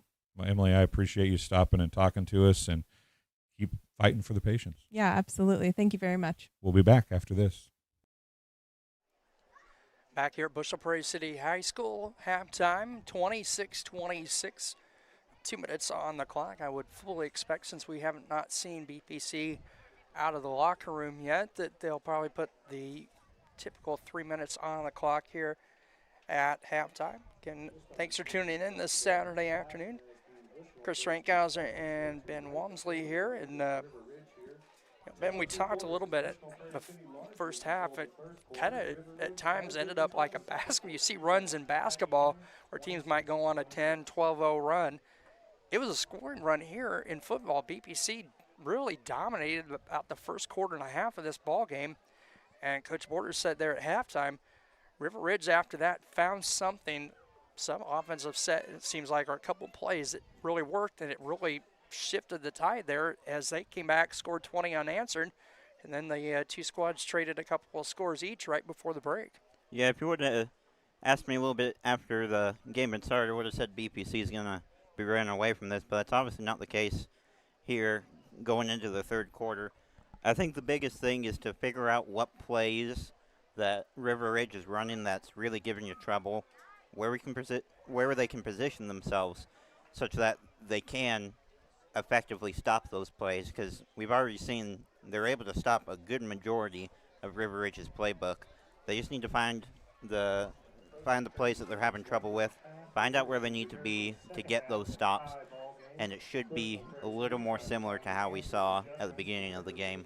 Yeah, because, I mean, BPC early on did a really good job.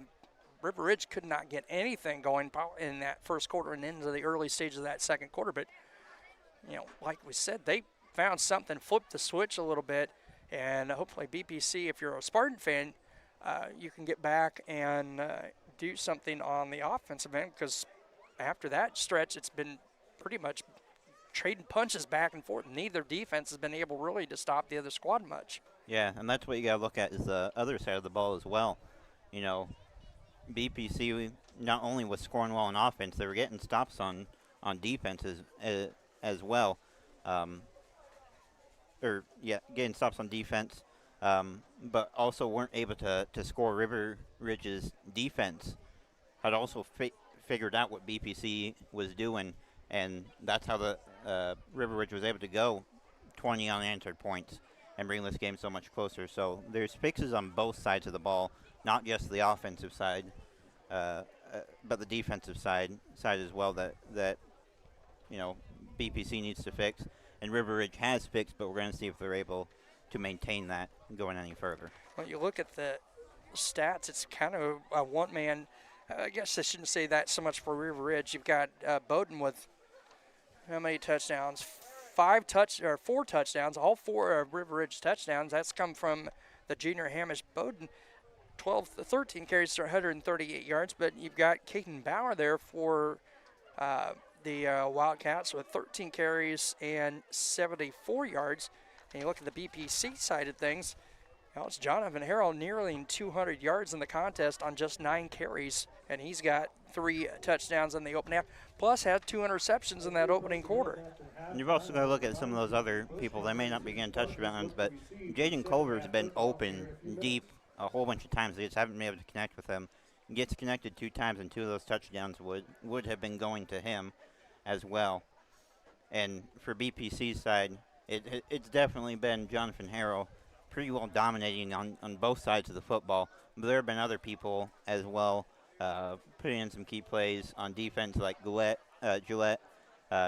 Don't know how he's looking with his injuries, but he had a few really good stops that would have been touchdowns otherwise. And on the offensive side of the ball, we've had just as many people around the ball. Guppy's taken a few himself and was able to get a few good yards. So they're, even though they may not be scoring touchdowns, they're still putting in some good work here on the field. And I saw right before the break Gillette back up walking around, and I think we may see him back in this contest. I'm trying to look to see if we see him out there or not. And nope, that's 42. I see him down there on the left in the huddle. There. So good to see the freshman back up. He had an ice bag. It looked like the upper between the knee and the ankle area on that left leg was giving him some fits, and good to see him back out, getting ready to go back out on return coverage. BPC will go north to south, left to right as you're looking at the screen. And we see number 17, Wyatt Ritchie, sophomore, has done a pretty good job with those onside kicks. Is BPC kind of the tide turner, I thought, was that when BPC was up, they got on a couple of these onside kicks early on and kind of kept themselves in the ball game. Mm-hmm. And with those onside kicks, they're preventing Harrell from getting that ball and running like he has been. They're keeping it short, letting the players get to them, and so that way BPC's only option is just to drop on it. Ritchie with a kick, going to be a bouncing squib kick. It's going to go out of bounds.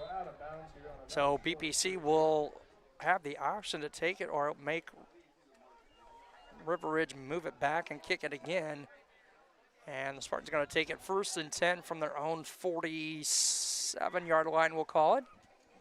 Yeah, that onside kick did make it past one BPC player, but River Ridge wasn't able to get to the ball in time before it ended up going out of bounds. So Spartans set up 1st and 10 from their own 47. 26 all. On the 47-yard line, 1st and 10. Guppy under center. Rudolph the setback. Wing back is Harrell. He'll come to motion. Nope, to the near side. Does quick pitch. He's going to get through one defender. Tried to hurdle a couple, and I think maybe forward progress might be to the line of scrimmage. 54, Joe Frazier, a sophomore over there. One of the Wildcats on the stop, and they're actually going to say, yep, no gain. And if you remember, that's the same play that ended them 2 touchdowns earlier, but River Ridge has been able to figure that out and set it to gain of 0. So 2nd and 10 for the Spartans. Clock down to 11:25, just underway here in the second half. Same set again. Guppy under center. Handoff, Rudolph, and he's going to be met just at the line. And lucky for Rudolph, they held on the football, the ball moving a little bit.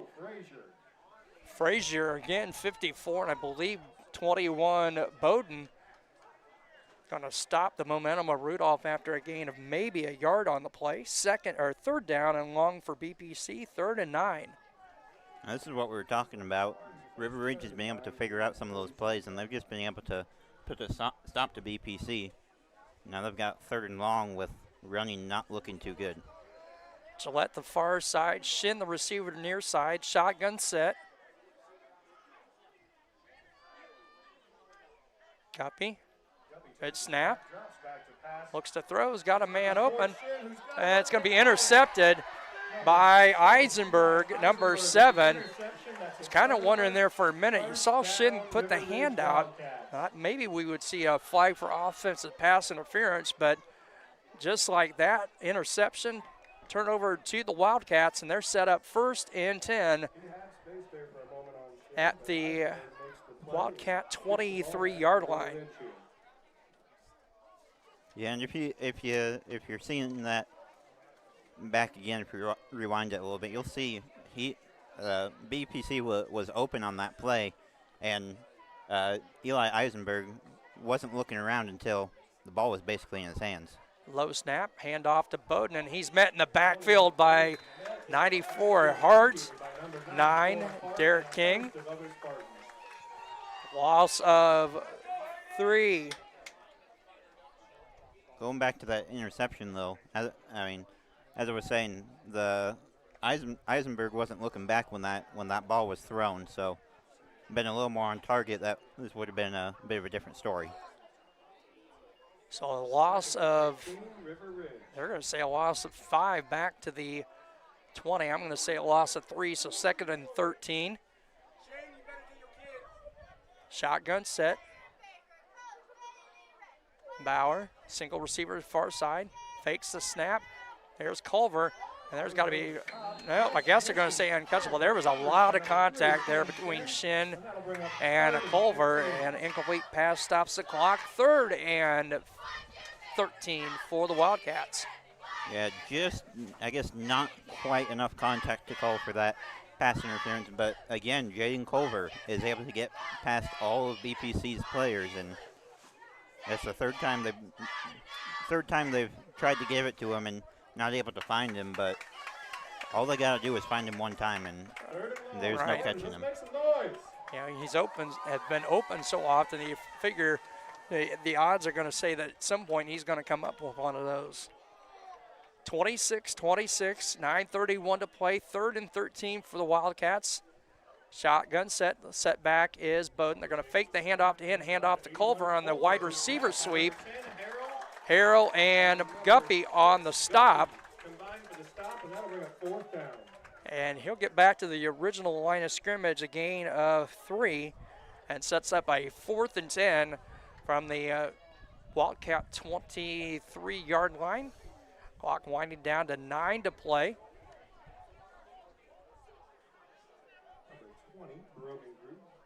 Brogan Group back to kick.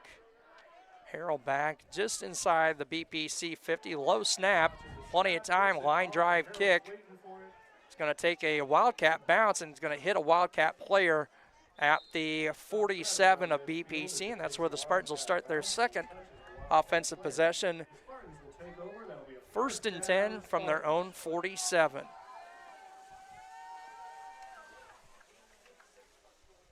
We'll end up with slightly better field position than when they threw that interception, but effectively about the same spot as when they had this ball earlier on. Hopefully they're hoping to end up with a little bit of a different result, though, from this position. Come out with Rudolph the setback, Guppy under center, Harrell the wing back, far side. He'll come in motion, handoff to Harrell. He's going to dance around, and he's got some room across the 50. 40 cuts it back, still on his feet, and going to be brought down inside the Wildcat 30 at the 27. Stop made by number 43, Devin Brandt for the Wildcats. 1st and 10 BPC at the Wildcat 26, and the Spartans going to quickly come to the line of scrimmage. 29 yards for Harrell on the run. Harrell's going to dance around. He's going to, lucky there on that. That was a kind of a busted up play. Lucky to get back to the line of scrimmage. Joe DeBoard on the stop for the Wildcats. It's really been driving both of these plays. That first one, he had some really good blocks to give him a little bit of open room. This one, not able to block the defender, who was able to come in, break up the play a little bit. And we're going to injured player down for the Wildcats, number 5, Seth Reese. We'll step aside. We'll be back here with the second down and 10 for BPC in just a moment. My name is Kelsey Cunningham. I'm a nurse practitioner with the cardiology department here at McDonough District Hospital. Cardiology is like a big puzzle. A lot of things can be traced back to the heart, and to see somebody in your office at the beginning of the process really down on themselves and, you know, not feeling like their best self, and I think in their mind never really thinking that they're going to recover from that, to fast forward 6 months where they're back doing things they once did. It's the ultimate goal, and I love to see it happen. Back here at Bushnell-Prairie City High School, looked like maybe just a cramp issue with Reese for the Wildcats. Clock stopped with 8:02 to play here in the third quarter. Second down and 10 for BPC at the Wildcat 26. We're tied up at 26 all.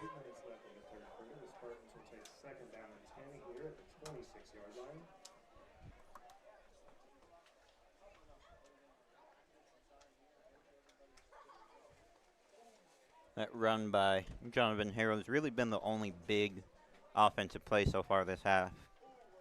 Everything else has either been incomplete or tackled for loss, or if not that, then just getting back to the line of scrimmage.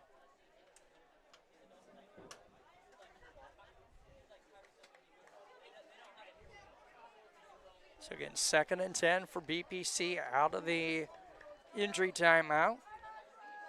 Guppy will go under center again. Harrell, the wing back at the 30. Randolph, the lone setback. Charles Rudolph, I should say, not Randolph.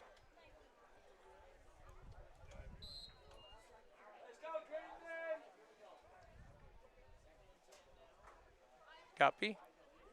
Hand off, Rudolph. He goes off the near side for a nice gain of about 6.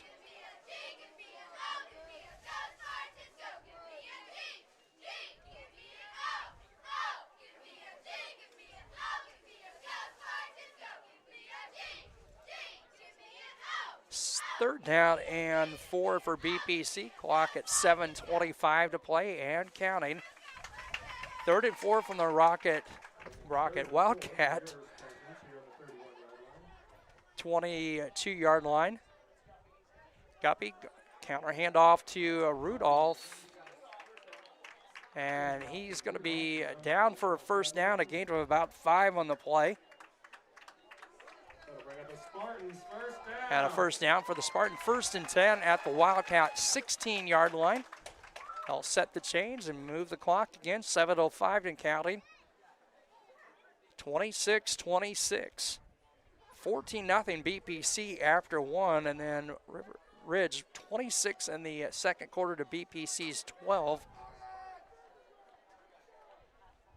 Guppy under center. Harrell near side going to go in motion, going to hand it to him. He gets out of one tackler, and he's not going to go any further. Good job of slowing up, breaking up the play by Eisenberg. I think Culver and another white jersey over there on the stop. Gain of 2 on the play.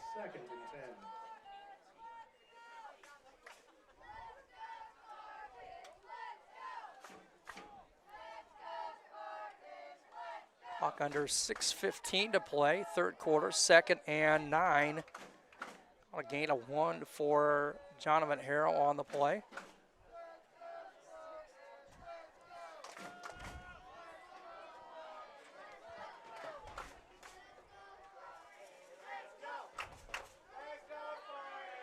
Harrell near side, going to get around 1. Got 1 man to beat, into the end zone, touchdown BPC. touchdown run by number 10, Jonathan Harrell. Jonathan Harrell on the 15-yard touchdown run for BPC. Score coming with 5:50 to play here in the third quarter. BPC will send Hayden Hart back onto the field again. He's been taking the extra point attempts for the past couple of them, able to convert a few. Some of them he's been able to get stopped on. And we'll see if they stick with him again, or if they're going to try something different this time. Maybe use him as a decoy this time. You never know. Hart is, as Benton said, the lone setback. Harrell in motion, going to hand it off to Harrell. He's going to tiptoe around. Nice stutter step, stops and gets into the end zone for the 2. We'll hold everything. There is a penalty flag and preliminary signals a hold on BPC. Signal's going to be a hold on the play on BPC.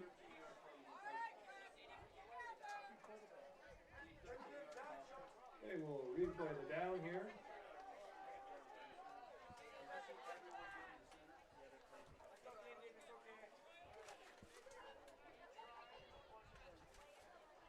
So that'll move that 2-point conversion back to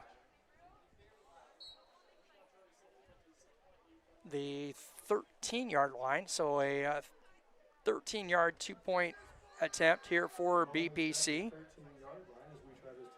to send out receivers to single receivers to both sides. Rudolph the setback, wing back, guppy shotgun set, looks to throw.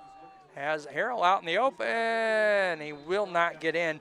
Got inside the 5, but not enough. So with 5:50 to play in the third quarter, it's 32-26 in favor of BPC. We'll be back with the kick in just a moment here on TSSR Game Time Live, presented by MDH. Here at MDH, we provide one-on-one care to our patients. This allows them to feel supported and empowered during their labor process. The Tower of Power is a cart full of tools and resources to help support women during their labor experience. Items include massage therapy tools, aromatherapy, personal care items, music therapy, and features our labor menu. We provide a celebratory dinner to each family to congratulate them on their new little one. We strive to create a safe and supportive environment where each mother's unique birth plan is respected. Back here at Bushnell-Prairie City High School, 5:50 to play here in the third quarter, 32-26 in favor of BPC. M&B Furniture, Bushnell's only furniture store. M&B is a mainstay in the community and offers free delivery within 40 miles. So everything you need to furnish your new home or replenish an old one, stop and see the fine folks at 481 West Main Street, or find them on Facebook, Instagram, or the web at www.mnbfurniturinc.com. You can give them a call at 309-772-2111. Chris Rankhauser, Ben Walmsley here at Bushnell-Prairie City High School. Hayden Hart to tee it up for BPC. Jackson Goldsmith back, a junior for the Wildcats.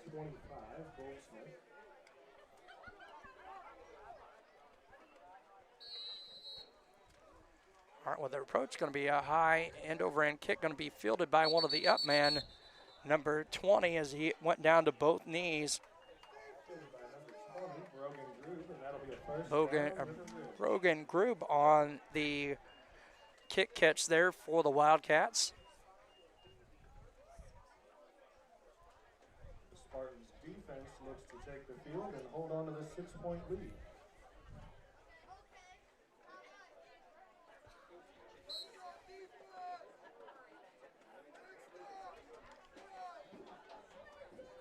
First and 10 for the Wildcats at their own 36.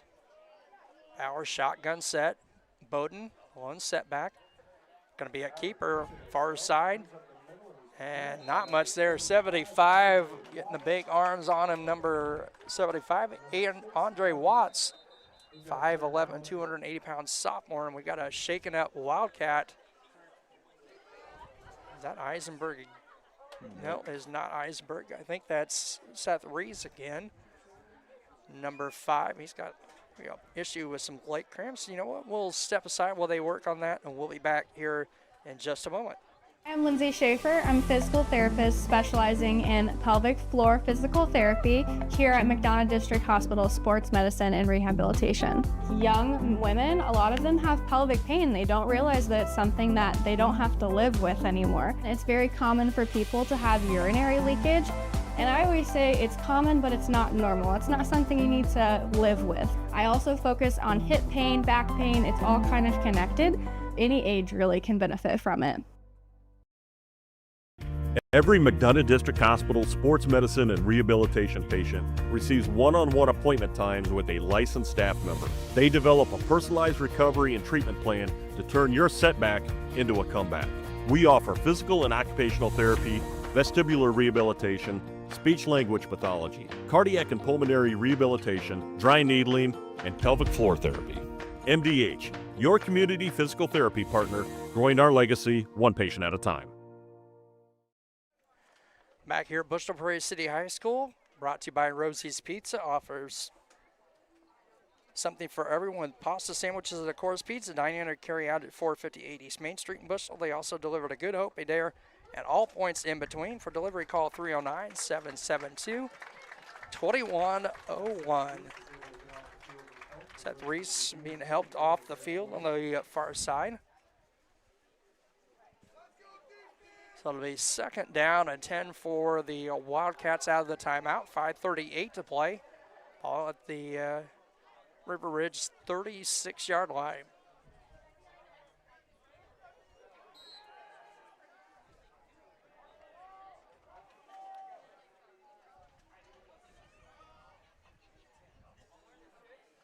Hand off, Culver. And he'll get across the line of scrimmage, not more, maybe much more, maybe a couple Guppy and Hart amongst others there for the stop for BPC.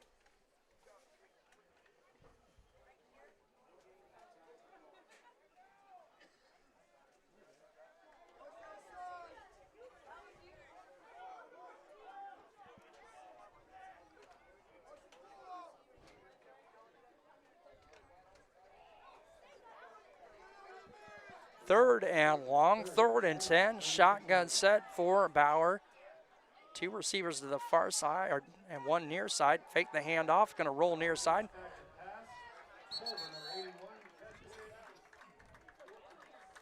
Culver with the catch. He's going to come up short of the first down. Gain of about 6. It's going to be about, I think, the first time that Jaden Culver has, at the very least, this quarter. He's been the one who's been open deep a few times, but unable to be connected with. So big 4th down for the Wildcats. 4:42 to play here in the 3rd quarter. Trailing BPC by 6, 32-26.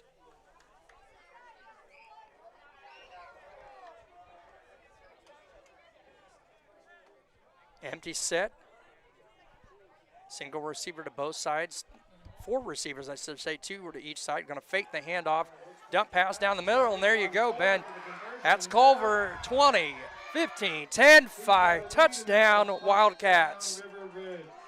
We've been talking about it all game. It was only a matter of time before they finally connected with Culver.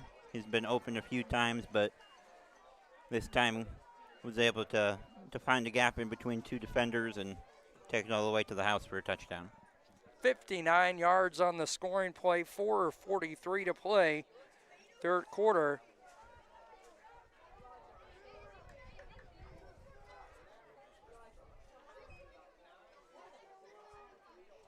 $32 all.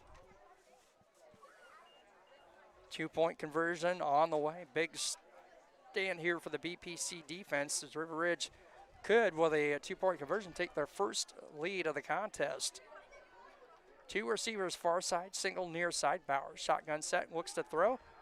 Throws, got a man open, and it's picked off by number 12, Keegan Gillette. So with 4:33 to play, we're tied up once again at 32 apiece. We'll be back with the kickoff here on TSSR Game Time Live, presented by MDH. Here at MDH, we provide one-on-one care to our patients. This allows them to feel supported and empowered during their labor process. The Tower of Power is a cart full of tools and resources to help support women during their labor experience. Items include massage therapy tools, aromatherapy, personal care items, music therapy, and features our labor menu. We provide a celebratory dinner to each family to congratulate them on their new little one. We strive to create a safe and supportive environment where each mother's unique birth plan is respected. 32-32 back here at BPC High School on this Saturday afternoon. Brought to you by Farmers and Merchant State Bank of Bushnell. For over 100 years, Farmers and Merchant State Bank of Bushnell has been servicing the local community's needs for personal and business banking, as well as home and agricultural lending. And its trust department. Stop by the main branch at 484 East Main Street or their drive-up facility on Cole Street to learn more. Farmers and Merchants is a member FDIC and equal housing lender. Jonathan Harrell back for BPC at his own 20. 17, Wyatt Ritchie to kick it away for the Wildcats.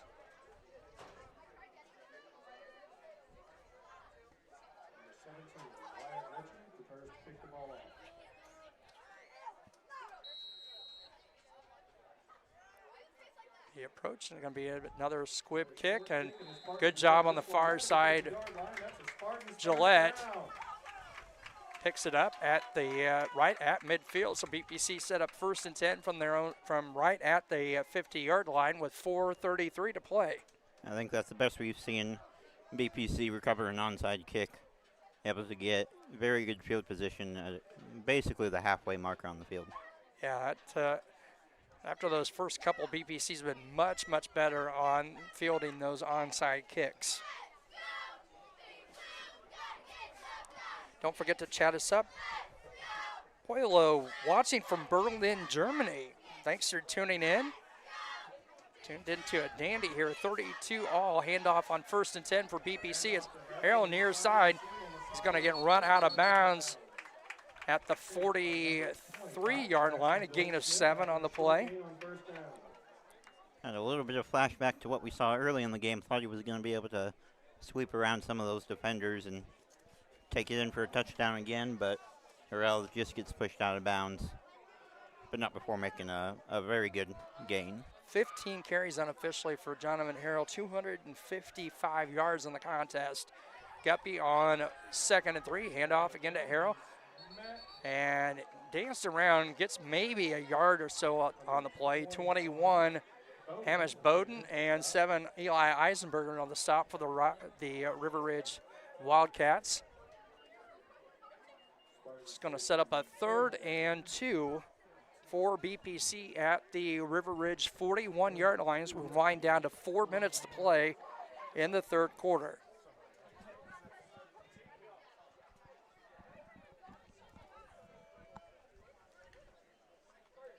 See Jonathan Harrell getting stretched out down here below, so he is not in the contest on this big 3rd down for BPC.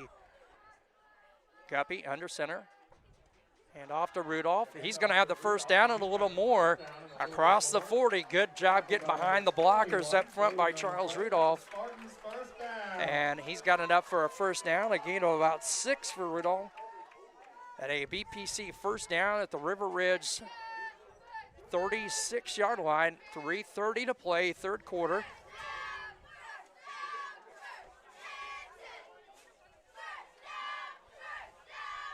Single back set, Guppy under center. Hands off, Rudolph again. He'll get to the line of scrimmage and then maybe a yard beyond that for a gain of 1. 34, White Lehman on the stop for the Wildcats.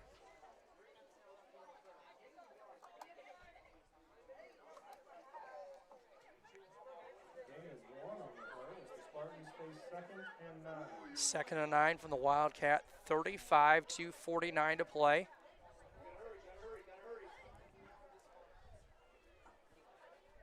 Guppy just now getting back to the huddle. They're going to have to hurry as the hold count is on by the back judge. Now we're getting the hand movement. Everybody gets set. Guppy under center, takes a snap, barely gets it off, and it's going to be a keeper. And he's going to gain about 2 on the play. Only Guppy's second carry of the contest. 81 Culver on the stop, and a long third down for BPC. Third, and we'll call it 7. We're down to 2 minutes to play, just about 2:05 to play here, third quarter. Harrell's coming back onto the field for the first time since he went out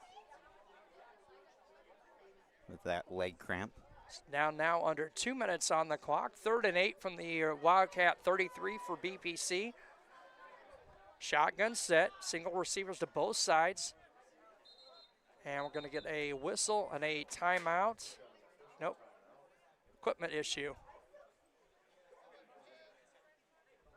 Something with Harrell happened to come out. Harrell leaves the field for an equipment problem.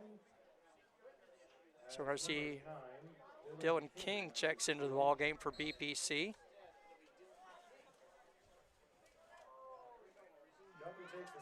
Guppy going to take the snap. He's got a man open and just out of the reach of Gillette. It wouldn't have been enough for a first down. It was down to about the 30. Now a big 4th down for BPC. That incomplete pass will stop the clock with 1:34 to play here in the third quarter. 4th and 8 for the Spartans from their Wildcat 33. So we see Jonathan Harrell back into the ball game for BPC, number 10. You're not quite sure what was the equipment problem with that, but hopefully he's got it fixed coming back in. So you got Rudolph and Harrell wing backs up front. Guppy shotgun set, single receiver to both sides. Takes the snap. Guppy's going to look. He's got a man open, and it's caught, juggled, and caught. First down at the 25-yard line. They needed 7, got 8. The reception made by Cam Shin. Yeah. Good pass straight to his receiver. Bobbled it around a little bit, but finally able to bring it in and stay beyond the first down marker. He said they needed 7, got 8 on the pass play. 1st and 10 for BPC at the Wildcat 25. 1:15 to play here in the third quarter.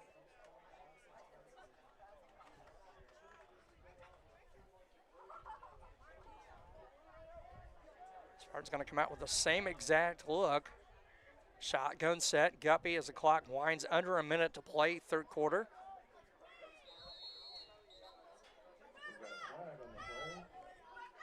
Delay of game on BPC.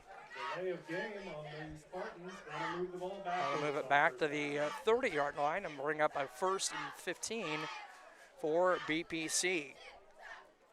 And sometimes it can be a little bit difficult to start the live game without a play clock, but that's one of those penalties that you want to try to avoid as much as possible.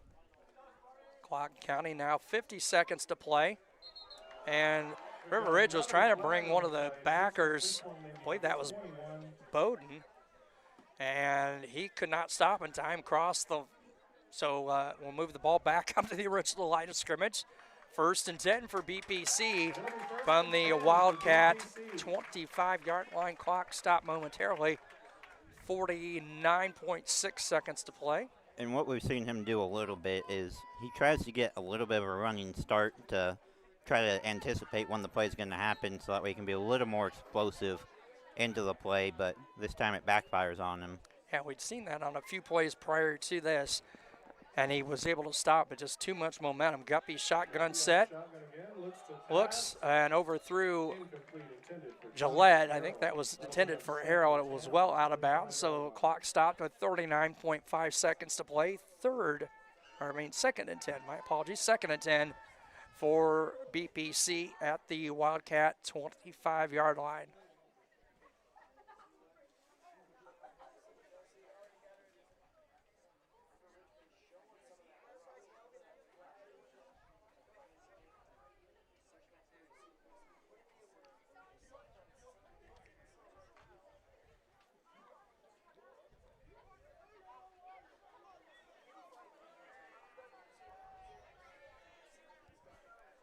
Guppy under center, handoff to Harrell. Breaks one tackle. Oh, nice job of shooting the in from the backside. That was Bowden. And that's going to be a loss of a couple on it. 3rd down and 12 now for BPC. Might be our final play of the quarters. We're down under 20 seconds on the clock. BPC looks to be in no hurry. And it looks like the Spartans will run the clock out here in the third quarter. So we will head to quarter number 4, tied at 32 apiece. We'll be back here on TSSR Game Time Live, presented by MDH in just a moment. Back here at Bushnell-Prairie City High School, fourth quarter action just about set to get underway. Chris Renkas and Ben Walmsley here on TSSR Game Time Live, presented by MDH. We're also brought to you by Kink Family Chiropractic, with locations at Bushnell and Macomb. They support BPC athletics. They offer office hours in Macomb Monday, Wednesday, and Friday, and Bushnell Tuesday, Thursday, and Friday. To send an appointment, call 309-837-6932. That's my DC. They also perform DOT and CDL physicals for just $85. So we'll switch ends. BPC going to go right to left on your screen. And a really nice Saturday afternoon for football. Can be really, really hot this time of year, and temperature right about the 70-degree mark at kickoff. And said you couldn't plan a better weather day for football. So 3rd and 12 out of the break, quarter break for BPC. Ball at the Wildcat 27. Shotgun set, single receivers to both sides. Copy. He's going to look the throws. Got a man open out here in the flat. And a nice job by Eisenberg waiting back. He had Shin open. Maybe just didn't get rid of the football quite as early as he should have, as Eisenberg able to come back and knock it away. Force a 4th and 12 for BPC. Well, that's just a really good heads-up defensive play by Eisenberg.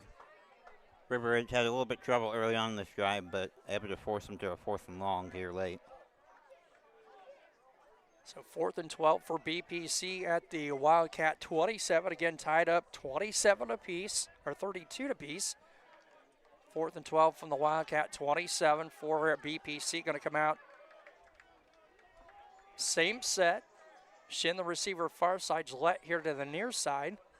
Guppy shotgun formation. Takes a snap. Look the throw, and that was some communication issues there. River Ridge will take over 1st and 10. Shin went outside, and Guppy threw the ball to the inside, and that will force a turnover on downs to the Wildcats. Looks like there might have been a little bit of contact on that throw, but yeah, just nowhere near the area of that throw, and ends up being a turnover on downs. So it'll be River Ridge having the chance to take their first lead all game.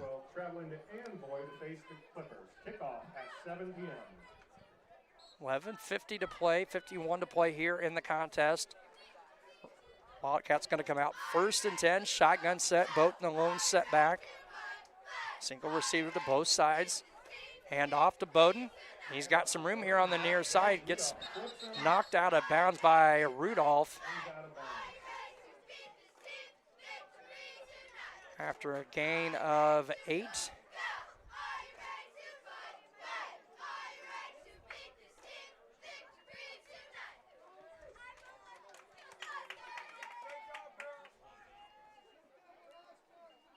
That'll be a first down for River Ridge.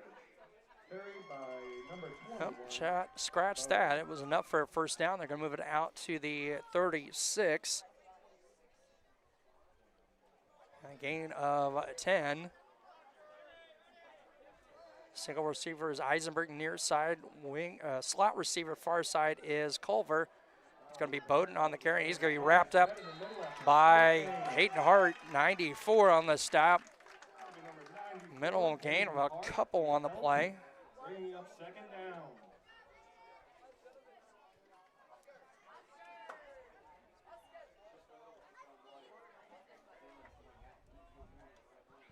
Second and 8 for the Wildcats. 11:20 to play in the contest. Ball at the River Ridge 38.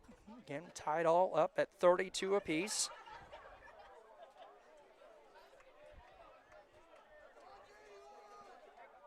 bring Eisenberg back to the near side. So 2 receivers this side. Culver the slot back, the slot receiver. Bowden the lone setback, shotgun set. We're going to get time, delay of game penalty now on River Ridge. Delay of game on River Ridge. That'll move the ball backwards. Still second down.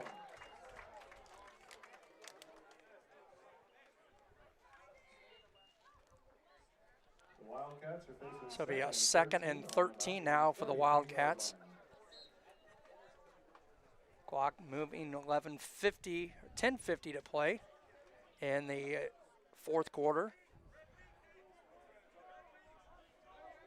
Eisenberg to the near side, now going to go far side as the lone receiver, slot receiver near side is Culver. Bowden the lone setback, Bauer shotgun, throw, and it's picked off by Parker Guppy, and I think this is going to come back. There's a flag. Intended receiver got held, and we're going to get, I think, a ball back to the Wildcats. I'm not sure that ball was even catchable, but where that penalty flag came, we've got a Wildcat player shaken up. Hey, it looks like cramps again. Zebra huddle about the 30-yard line as we discuss this flag.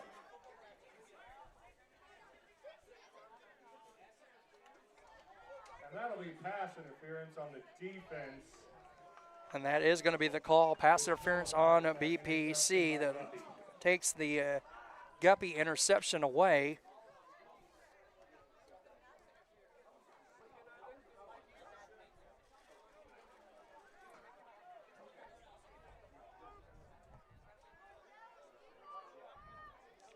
That's going to move it all the way out to midfield and an automatic first down for the Wildcats. 10 and around midfield after that defensive pass interference call.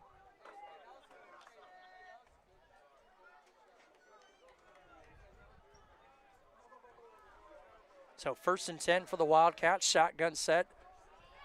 Bauer, Bowden the lone setback. Going to be a straight keeper, and he's got some room across the 40. Going to be knocked out of bounds by Gillette inside the 35, or right at the 35. Gain of 15 and a Wildcat first down. And going out of bounds will stop the clock with 10:01 to play. 1st and 10 for the Wildcats at the Spartan 35, tied at 32 apiece. River Ridge just getting a couple steps closer to taking that lead. Well, you can see they expect Bowden to run, and good job by Bowden and Bauer on the fake. Bauer with a keeper for 15. High snap, juggled, hands off to Bowden, and he's going to be wrapped up. Alga Chavez, number 99, a senior, 94. Hayden Hart in on the stop for BPC, a loss of 3 on the play. You can count that one all up to that bobbled snap by Bauer on that one, not a clean handoff to Bowden, and it nets about a 3-yard loss for the Wildcats. Absolutely, and it's good to see, getting that interception called back. Just some teams may shake them up a little bit, but BPC is still able to put in some work on defense. 2nd and 13 at the Spartan 37. Bauer keeper far side. He's going to have more than enough first down. I thought nope, they're going to say I thought he stepped out on the far side at about the 25, but they're going to run it all the way down and make it 1st and 10 from the 15. So gain of 20. And that's going to put him over 100 yards unofficially on the afternoon with 109.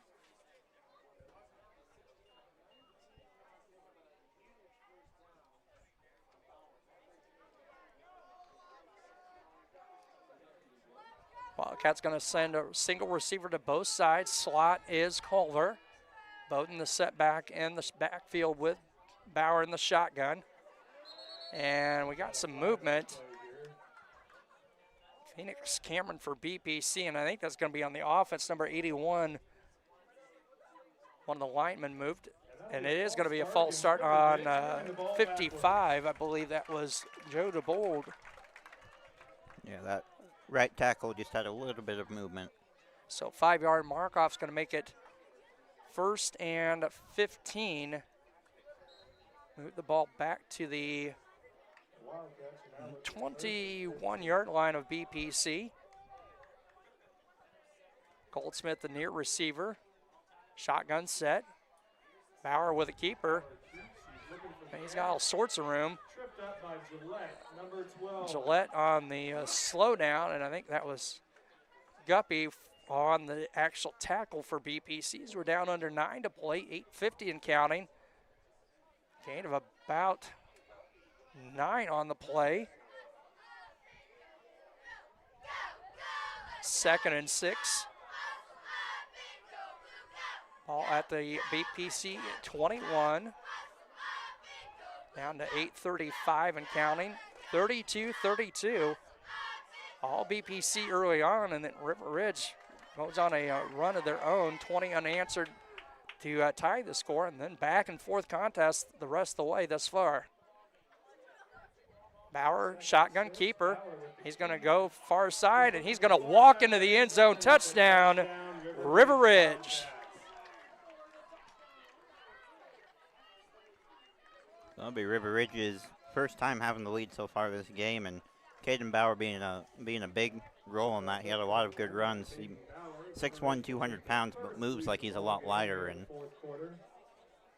he hasn't been running, I don't think, too much earlier on, but running now and running well.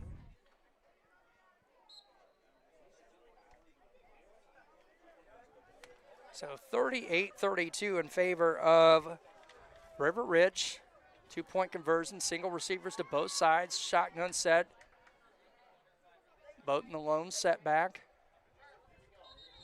And we're going to get a delayed game penalty, I believe, on, nope, we're going to get an offsides on BPC, the preliminary call. So that'll move it from the 3 down to about the 1.5 and make this a whole lot easier 2-point conversion attempt for River Ridge.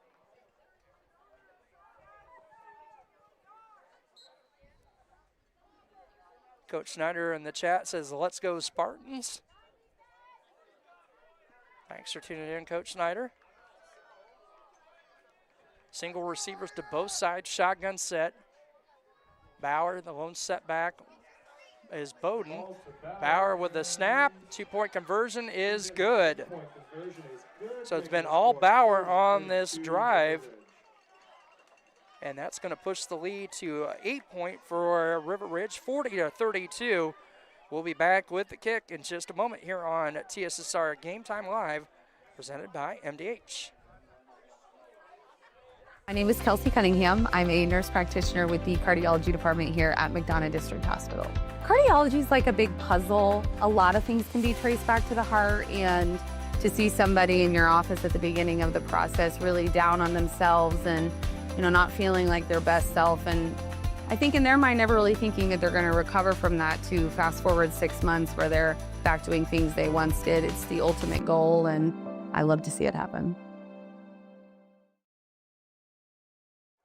Back here at Bushnell-Prairie City High School, River Ridge with their first lead of the contest. And it was all Mr. Bauer on that drive. Caden Bauer, some big runs, touchdown run, and a big 2-point conversion to put the Wildcats on top for the first time, now by 8, 40-32, 8-11 to play in the contest. If I'm BPC, I'm getting maybe a little bit worried now. One, this is the first time you've ever been behind, but the second thing is you may not have been having trouble getting touchdowns. They've been having a decent amount of trouble converting that 2-point conversion. Even if they are able to get that touchdown, getting that 2-point conversion is just as equally important, and they've been struggling to do that as of late. Yeah, I think just one time BPC converting thus far on the 2-point conversions as Wyatt Ritchie tees it up. Jonathan Harrell back for BPC.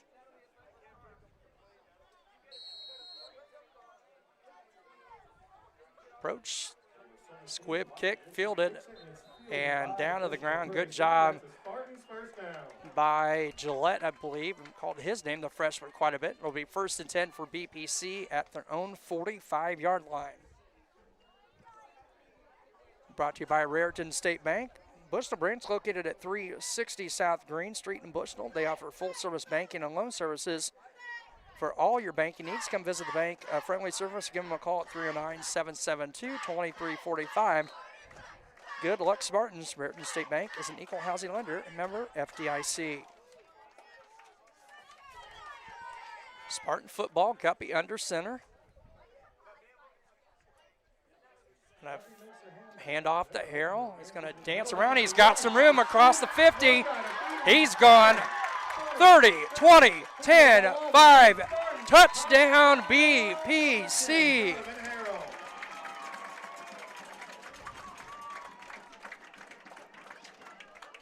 Looking a little bit like we did back in the first quarter. We sent it off to Harrell, and he just took it on the first offensive play of that drive, and that's all he needed to get that touchdown. But as we were talking about earlier, this two-point conversion is just as equally important. Don't get this, and you're still going to be behind, and this time it'll be River Ridge with the football. That's not a situation you want to find yourself in. 55 yards. Harrell, and we're going to time out BPC, their first of the second half. Timeout, Spartans. Probably just going to be talking over kind of what they want to do for this two-point conversion. They know just as much as we do how important this two-point conversion is, so they want to make sure they get this right. All right, because if you're River Ridge with the 2-point lead, you got about 8 minutes on the clock. You can start chewing up a little bit of that clock. I know BPC still with 2 timeouts remaining, but yeah, they say these 2-point conversions make the difference in a lot of contests at the high school level. And BPC, like I said, I think just one conversion on the second BPC touchdown. That's the only 2-point conversion that BPC has been able to convert in this contest.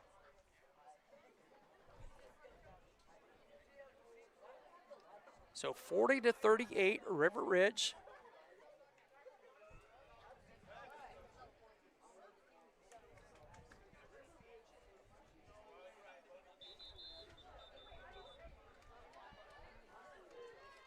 Spartans offense lines up for this critical 2-point conversion. Mentioned some of those linemen up front. We got number 70, Miles Strode, 245, 5'10 freshman. Braxton Kemp, number 60, has Guppy shotgun set. Harrell in motion. Looked like a little flinch move, and we're going to get that as Guppy's going to get in, but that's not going to hold.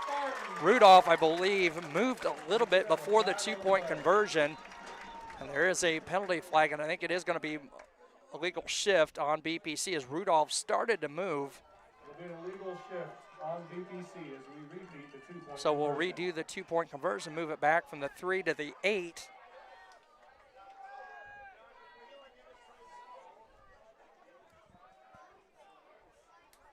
Wasn't sure if the official was going to throw a bit. I saw a little bit of a flinch out of Rudolph right before the snap, and the official over on the far side saw the same thing that I did and threw the flag. Yeah, and that's unfortunate. One of the few times actually we're able to get into the end zone, and now they've got a lot more distance to cover. So Guppy shotgun set. High snap. Looks to throw and throws, and no one there. Pressure up front by number 55, Joe DeBoard, and that will make it a 2-point lead now for River Ridge. 7:59 to play, 40-38. Wildcats with the 2-point lead. We'll be back with the kickoff in just a moment here on TSSR Game Time Live, presented by MDH. When you trust your healthcare needs to MDH, you'll receive the highest quality, compassionate care from our nationally accredited medical departments and award-winning staff. We are here for you 24 hours a day, 7 days a week, providing exceptional care right here in Macomb. We also accept Aetna, HealthLink, Blue Cross Blue Shield, and most other insurance plans for your convenience. McDonough District Hospital, your regional healthcare partner, growing our legacy one patient at a time.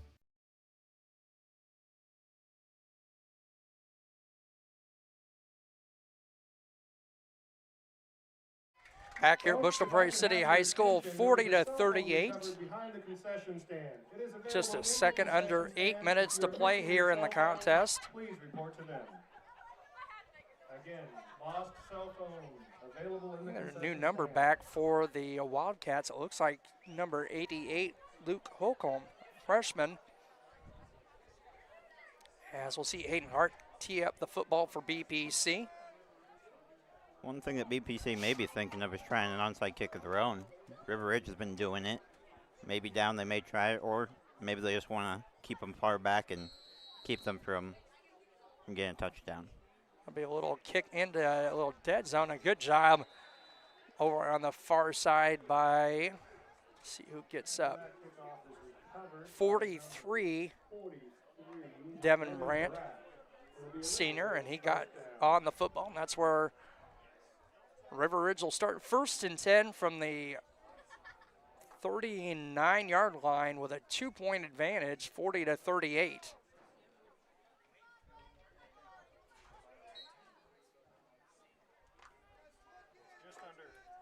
With just under 8 minutes to play, River Ridge starts with a 2-point lead.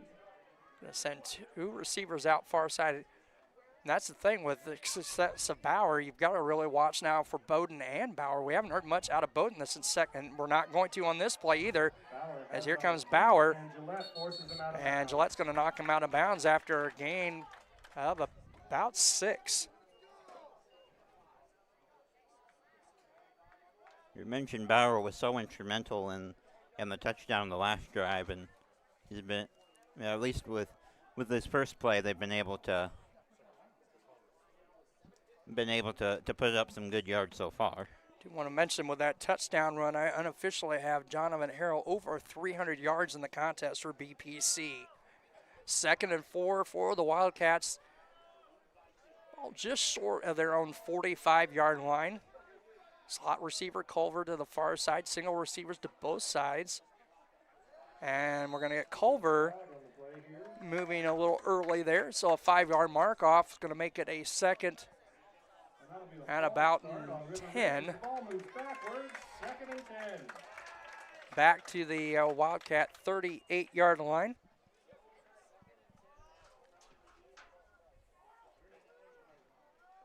And again, another one of those penalties that's preventable, and a lot of times those determine the outcome of the game. Yeah, nothing. Make it a play type penalty the coach can live with. It's the ones that are the mental mistakes that can come back, as you said, and kind of bite you in the end.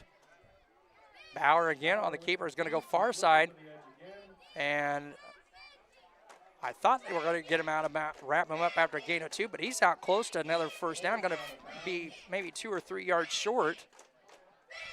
See where they mark it. Yeah, we're going to say a gain of about 8. Bauer now 132 yards on 18 carries for the Wildcats.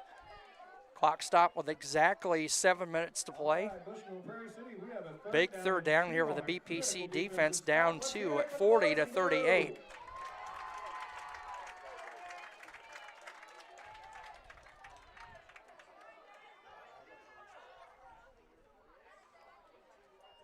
Bauer again, this time near side. He's going to have the first down and more.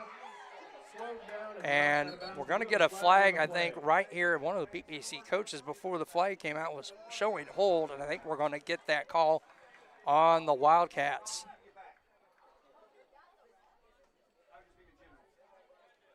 If that's a spot foul, that's at the BPC 47. That'll be a 10-yard mark off from the spot of the foul.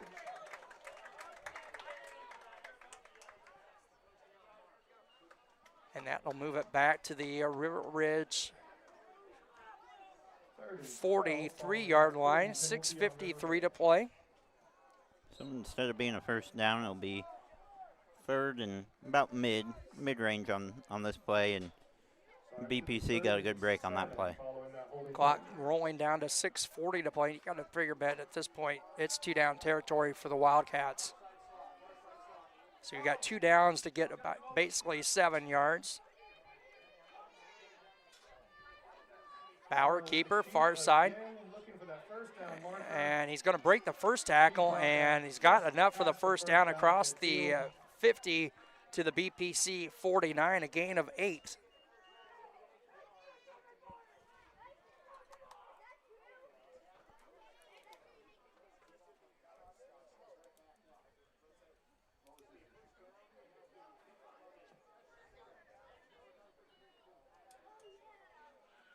First and 10 for the Wildcats, and now the clock in their favor at 6:15 to play. First and 10, the ball right at midfield. 6 minutes left to play in the game. River Ridge has a fresh set of downs.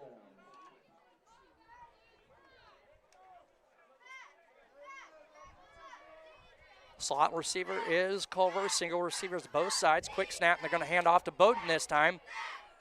And Hart's got him wrapped up after our gain of about 2. Brings up a second down, and we're going to call it a long 8. I'm not so sure that might be just a gain of 1 on the play. I'm going to change that. It is a gain of 1, 2nd and 9.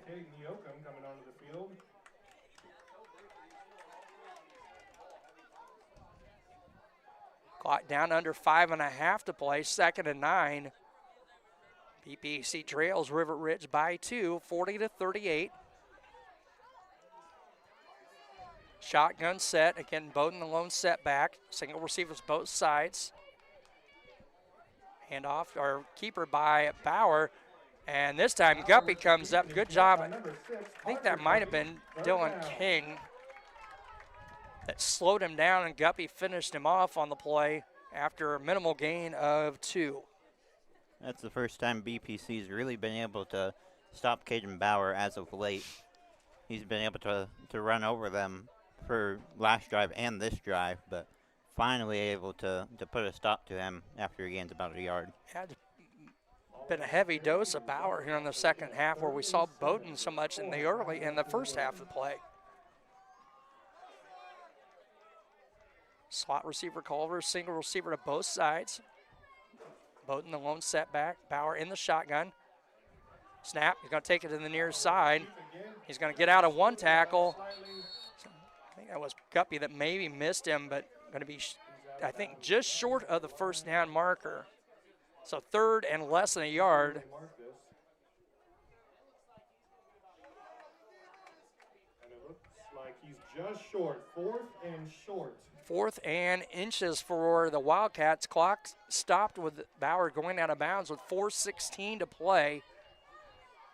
This might be the ball game right here. BPC really needs to get a stop. You figure if River Ridge gets this first down, they're going to be able to force BPC to burn those last 2 timeouts.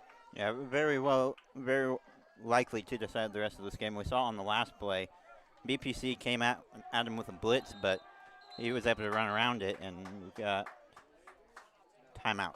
Timeout taken by the Wildcats, their first. We will be back in just a moment here on TSSR Game Time Live, presented by MDH. My name is Kelsey Cunningham. I'm a nurse practitioner with the cardiology department here at McDonough District Hospital. Cardiology is like a big puzzle. A lot of things can be traced back to the heart, and to see somebody in your office at the beginning of the process really down on themselves and, not feeling like their best self, and I think in their mind never really thinking that they're going to recover from that, to fast forward 6 months where they're back doing things they once did. It's the ultimate goal, and I love to see it happen. Back here at Bushnell-Prairie City High School.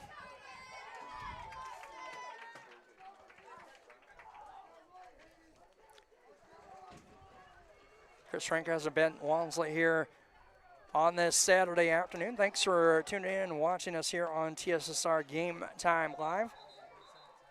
We're brought to you by Heil Trailer and Heil Trucking, or Heil Enterprises and Heil Trucking. They can take your products down the road near or far. Also offer top-notch heavy-duty truck and trailer repair. The second-generation business continues to grow and continue to support BPC Athletics. Stop by and see Danny or Travis out 41 south of Prairie City, or give them a call at 309-775-3333. Low snap, Bauer, he breaks through and has the first down after a gain of about 5. Clock stopped momentarily at 4:11 to play. Had a few BPC players back there, but they were unable to bring him down, and Bauer fights through him. River Ridge fights through him and able to get the first down. 1st and 10 for the Wildcats at the Spartan 35-yard line. Clock under 4 to play now, 3:55 and counting. You know River Ridge at this point is going to take all the time, wait for the back judge to signal, start the count, and snap the ball. The clock down to 3:45 and counting. There's the signal from the back judge. Bauer shotgun set, low snap. Bauer to the far side. We got a flag. I believe that may be coming back as he's going to be brought down out of bounds just short of the first down marker with 3:32 to go. We see the official already signals holding on the Wildcats. Holding on the Wildcats. And Ben, they're not doing anything fancy. It's just been Bauer left, Bauer right a lot in this contest. And you really don't need to do anything fancy at this point. You've got the lead. As long as you can keep the ball on the ground, run down that clock. I mean, I think they started this with about 6 to 8 minutes left. Now down to 3.5. All they got to do is keep running that ball, keep running down that clock, and you've got a good chance of winning this, and especially since Bauer's been able to keep on getting you first downs. So the clock continues to tick down, 3:20 to play. 1st and 20 from the BPC 45. This might be a time maybe you see Mr. Bowden. And it is going to be Bowden. And he's going to be brought down right at the line of scrimmage. Hart and a host of other BPC players. Clock under 3 to play. Tackle on number 21, Bowden in the backfield. With some forward progress, they end up bringing him right about at the same place on the line of scrimmage. Clock down to 2:40 to play. Spartans, both squads actually now with 2 timeouts remaining.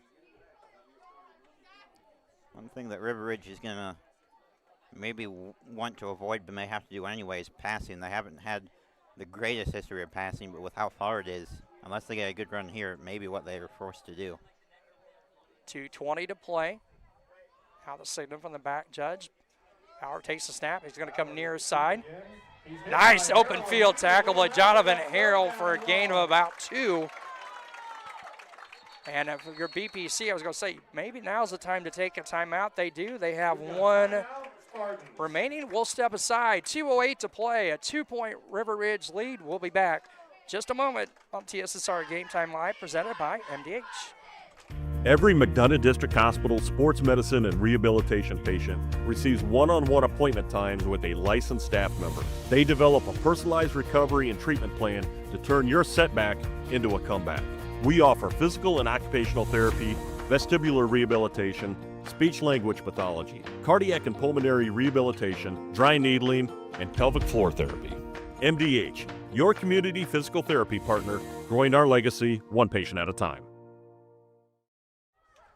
Back here at Bushnell-Prairie City High School, 2:08 to play. Big third down, 2:08 to play, 3rd and 19 for River Ridge. Bet you just talked about it. Now, if you're River Ridge, you've got yourself now in a passing situation with 19 yards to go for the first down. And there's actually a couple ways they can take this. They can go for a pass. They know Jaden Culver can beat out just about anyone on BPC. It's more so a matter of hitting him. Or they could still try the run, burn down as much clock as you can, and hope your defense can get a big stop to put the game away. Yeah, because this is, again, probably 2-down territory for the Wildcats. 3rd and 19, shotgun set. Bauer takes the snap, rolls to the far side, going to keep it. He's got some room across the 40. Can be Guppy and Harrell. Now a penalty flag's going to come out. I think they're going to get a helmet-to-helmet on Harrell, as Bauer brought down about 5 yards short of the first down.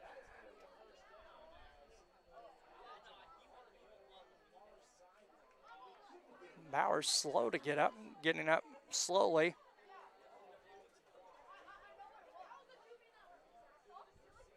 And that's going to be the penalty. Automatic first down horse collar on BPC. And that may be the play that ends this game for BPC with 1:59 to play. Yeah, being first in about 20, you really wanted that big stop coming up and give yourself at least a little bit of a chance. Now it may just be let them get the touchdown, try to stop the two-point conversion, and make your way back downfield to tie it and send it to overtime. 1:55. Fresh set of downs. Bauer hands off Bowden. Bowden's going to, now BPC, you've got to start maybe trying to go for the football. Play's finally blown dead after a gain of 2.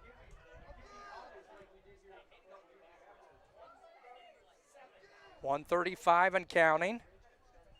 Spartans with 1 timeout remaining, and they're going to take it right here with 1:29 to play. We'll step aside. We'll be back just a second here on TSSR Game Time Live, presented by MDH. I'm Lindsay Schaefer. I'm a physical therapist specializing in pelvic floor physical therapy here at McDonough District Hospital Sports Medicine and Rehabilitation. Young women, a lot of them have pelvic pain. They don't realize that it's something that they don't have to live with anymore. It's very common for people to have urinary leakage. And I always say it's common, but it's not normal. It's not something you need to live with. I also focus on hip pain, back pain. It's all kind of connected. Any age really can benefit from it. Back here at Bushnell-Prairie City High School, 1:29 to play here on this Saturday afternoon. 40-38 in favor of River Ridge. 2nd and 9. BPC now out of timeouts. Football will be inside the 15 of BPC for the Wildcats. We're brought to you by Macomb's original local sports bar, that's Sports Corner at 124, with a focus on local sports. Catch WIU games and all the area TSSR Game Time Live broadcast at Sports Corner at 124, all while enjoying your favorite cold drink and some of the best food in West Central Illinois. Stop in and say hi at 124 North Randolph Street in Macomb.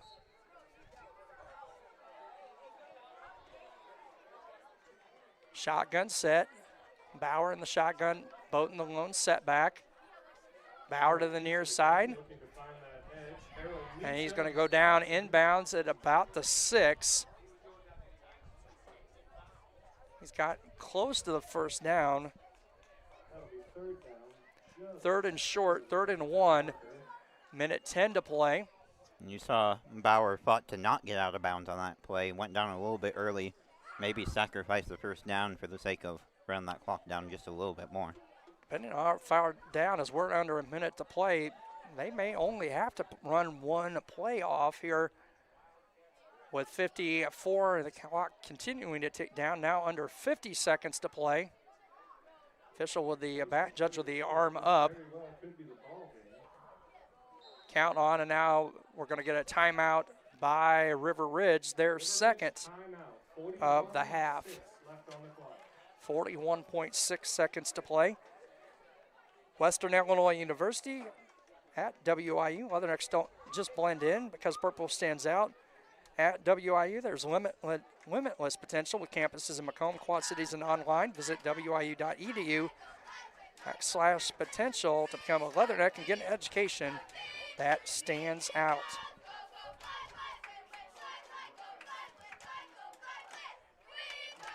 .6 to play. BPC out of timeouts. 3rd and less than 1 for the Wildcats. Wildcats with 1 timeout remaining. And the most important thing on the scoreboard, 41.6 seconds to play, but a 2-point lead for River Ridge. And BPC can do nothing to stop the clock. River Ridge is just going to need to keep it on the ground. Ideally for them, they'll get the first down and they can just take a need to end the game. But even if they aren't able to get that first down, it's pretty well in the books.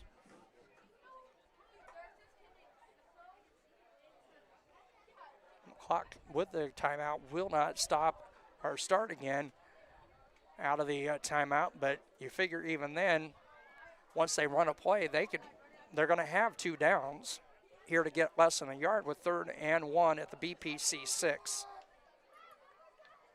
3rd and 1, the Wildcats are set. Here's going to take a knee. Bauer takes a knee, which gets the clock moving again. Down to under 35 seconds to play.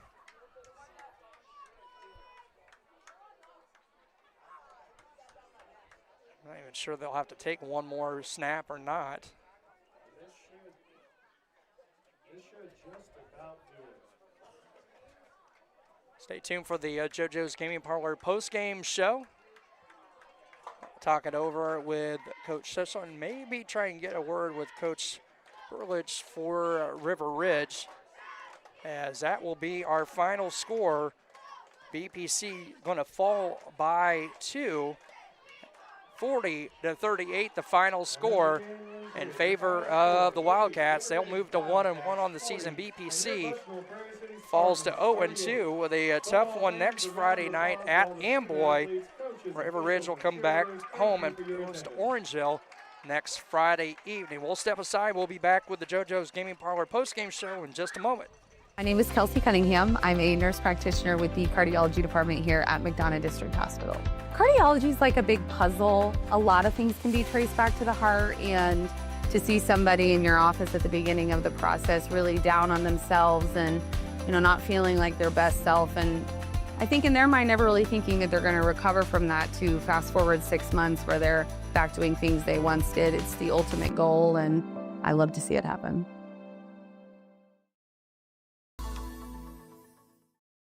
Here at MDH, we provide one-on-one care to our patients. This allows them to feel supported and empowered during their labor process. The Tower of Power is a cart full of tools and resources to help support women during their labor experience. Items include massage therapy tools, aromatherapy, personal care items, music therapy, and features our labor menu. We provide a celebratory dinner to each family to congratulate them on their new little one. We strive to create a safe and supportive environment where each mother's unique birth plan is respected. Back here at Bushnell-Prairie City High School, final score again 40-38 in favor of River Ridge.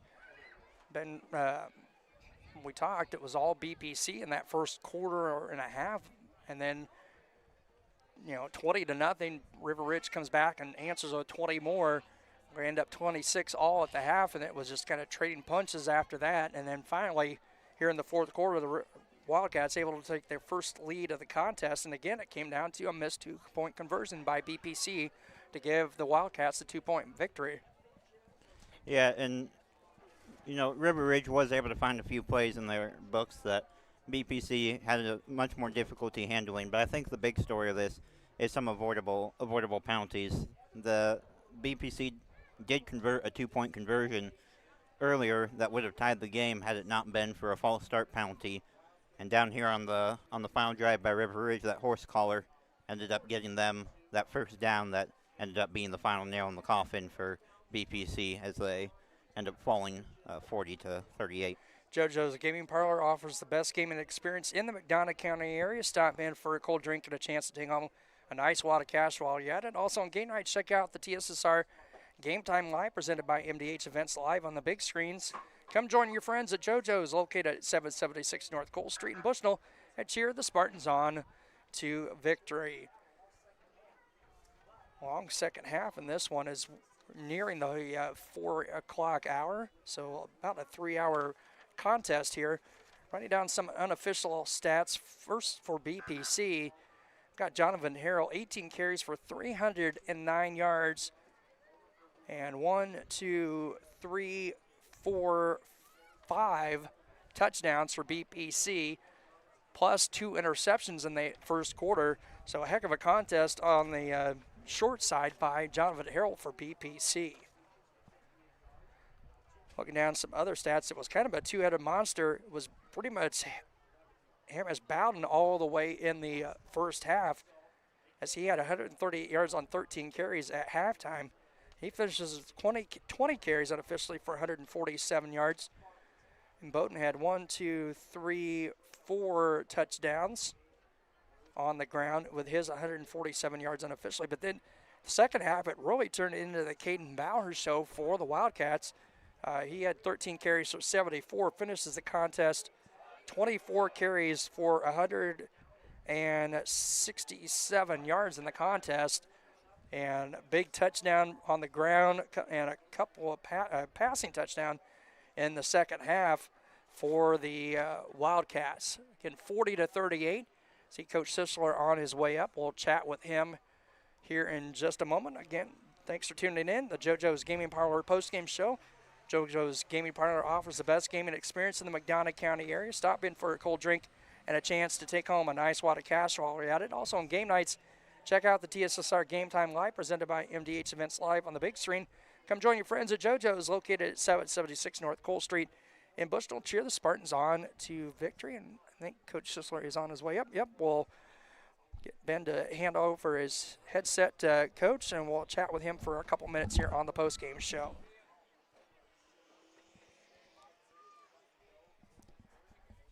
Coach Sisler here joining us on the JoJo's Gaming Parlor postgame show. And Coach, man, I called with Ben earlier. I said that first half was like you would see runs in like a basketball game where somebody would go on at 10-12. You guys came out flat, dominated the first probably quarter and a half of the contest, and then something awoke in River Ridge, and we end up tied up at 26 at the half, and just kind of a back and forth kind of boxing match there in that second half. And unfortunately, a 2-point conversion kind of ends is the shortfall for BPC to this afternoon. Yeah, just a lot of mistakes, kind of shooting ourselves in the foot a little bit out here. The not recovering the kickoff there on the kick return hurt us a lot. They kind of gained some momentum from that, and they obviously, you tie it up there and you come back out and you're pretty fired up. And we're young. We're a young team here, but we can't make these mental mistakes. Yeah, I know. We had the 2-point version that would have tied it, taken off the board because of a penalty, and then you've got a big stop down here. Looks like you're going to force River Ridge maybe in a 3rd and 6, 3rd and 7, and get a horse collar penalty.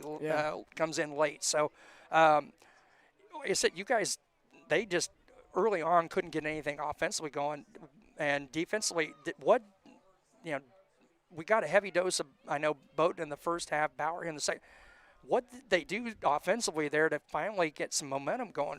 Well, we seen it on film. We knew, like, inside zone, they're going to run that inside zone or it's going to turn into an option play. And our guys, we're getting pushed back, kind of getting pushed around a little bit. We made adjustments there in the second or at halftime, and then second half came out and kind of shut it down a little bit. But, they just kept making plays. They kept making plays. Well, and Jonathan Harrell, I mean, unfortunately, it's a loss for you guys. But he had an individual game. Unofficially, I've got him over 300 yards on 18 carries. I think 5 touchdowns and 2 interceptions. I mean, that first quarter, it was like he got back-to-back, couple touchdowns. He had a heck of a game in the first quarter for you guys this afternoon. It can't be on one guy. Right. We told these guys, everybody's got to be out there making plays. We can't just rely on one guy to go out there and try to win the game for us. It's a team effort, and we just didn't do that today. Right, because as they go along, I mean, he put up those numbers, but you're going up against Amboy, and you know exactly who Amboy is going to be keying in on if you're looking at it from their side of things. But you've got some good carries. You got a couple good carries out of I thought Charles Rudolph this afternoon. Passing game. Couple of good passes there, but we had a couple of plays where we had some guys open, just couldn't as you said, a young squad just missed connections on a couple of passes there. But unfortunately, we're on the short end of the scoreboard. But good thing is it's only week 2, and you've got more football. And like I said, not an easy one next Friday night. Going back up to Amboy to play the defending state champions, who kind of a little shockingly got knocked off last week, and I'm sure that's going to leave a little sour taste in their mouths for a few weeks. Yeah, for sure. We got a short turnaround here. Obviously, Saturday game today, so we're watching film Monday, and then it's prep from Monday to Thursday until we leave Friday for Amboy. All right, Coach, we'll let you get out of here and get back with your squad. We appreciate it as always. Coach Sisler joining us here on the JoJo's Gaming Parlor postgame show, and we'll talk to you next week. Get Ben to step back in here for a moment. Coach Sisler kind of hit the nail on the head. They're a young squad, and some ill-timed mistakes for BPC in this contest. Yeah, and there's a lot to learn, but also a lot of good things that still happen as well. It's still early on in the football season. I've seen teams start off slow and be able to come back big later on. So keep what you did well and improve on the mistakes that you made, and I can see a lot of good things happening in the near future. See, maybe we can get Coach Burridge's radio for Hanover has caught Coach Sisler and get a chat with Coach Jared Burridge of the River Ridge Wildcats. And Coach, you know, early on it looked like things were going to maybe get out of hand pretty quick for you guys, but you guys made one heck of adjustment, I thought, about the midway point of that second quarter. Yeah, we came out and obviously we were a little sluggish and didn't have everything firing on all cylinders. We didn't have our starting quarterback last week, so able to get back in the flow with him being a starter back and going. I think that maybe played a little bit of the slow start for our offense. Yeah, and like I said, I was talking to Coach Sisler and talking with one of their coaches at halftime. This was like a basketball game almost in the first half. Like they scored 20, you scored 20. It's like that type of stuff you see, you know, 10, 12-0, 15-0 runs in basketball. You don't expect to see that so much in football. But then you guys, like I said, you found something there in that second quarter, I thought, that really kind of turned the tide for you guys in the evening. Yeah, we started getting some plays that we saw were clicking, so we made sure we stuck with those a little bit stronger and a little more heavy of calling those. And defensively, I think our defense settled in a little bit better. We still got to limit, obviously, that one play, big play. So. Yeah, I was talking with Coach Sisler, you know, Harrell unofficially with over 300 yards and 5 touchdowns. But you guys can answer back with the Bauer-Bowden combination. But you saw a heavy Bowden, and it wasn't anything fancy in the second half. It was Bauer left, Bauer right a lot for you guys. Yeah, and we wanted to get that edge on some of that, and always didn't get the edge. So just had to keep pounding it, and one thing that helped, obviously, towards the end, we just kept pounding and working that clock towards the end. Well, Coach, I appreciate everything. I'm sure that makes a whole lot better bus ride for the long bus ride back for you guys up the couple hours north of here. But congratulations on the win, getting your record level, and a home game with Orangeville next week. Yes, and that's going to be an early one, too. I think it's a 5 o'clock one on Friday. So quick turnaround here, get back to the drawing board, and be hitting practice on Monday. Sounds good, Coach. Appreciate the time here on TSSR Game Time Live, and thanks for getting me everything I needed for the broadcast. Appreciate it. Thank you. All right, Coach Burridge here on the post-game show, JoJo's Gaming Parlor post-game show, as we'll let him go down. And Coach Sisler, perfect timing. Sisler's done with radio, and Coach Burridge is going to go down and chat with the folks from Hanover on the radio side. So, Ben, we'll get you back in here and just get some final thoughts on it. You know, entertaining football game, but it just, you know, a lot of offense there that I thought maybe we wouldn't have as much offense in the contest, but it ended up a very entertaining game, back and forth, and a nail-biter all the way to the end. Yeah, very fun game to watch, and, you know, one of the more high-scoring games for any football game, really. And if you're River Ridge, I mean, you obviously got to be happy about leveling your win record at getting your first win of the season. We talked about it before the game even started, how getting that first win can really jumpstart your season. Obviously, a few plays, they don't want to have to rely on just having one big play, save them and get that first down. They want to be a little more consistent than that. But definitely some good things to take away from this game, and obviously the biggest good thing being a victory here tonight. Yeah, so again, our final score is River Ridge, the Wildcats 40, BPC 38. Spartans will hit the road again next week as they'll make another 2+ hour trip to the north to take on the Amboy Clippers. And as I said, River Ridge going to be back home with a game with Orangeville next Friday night. So for Ben Walmsley, Chris Rank, as they're signing off here on TS.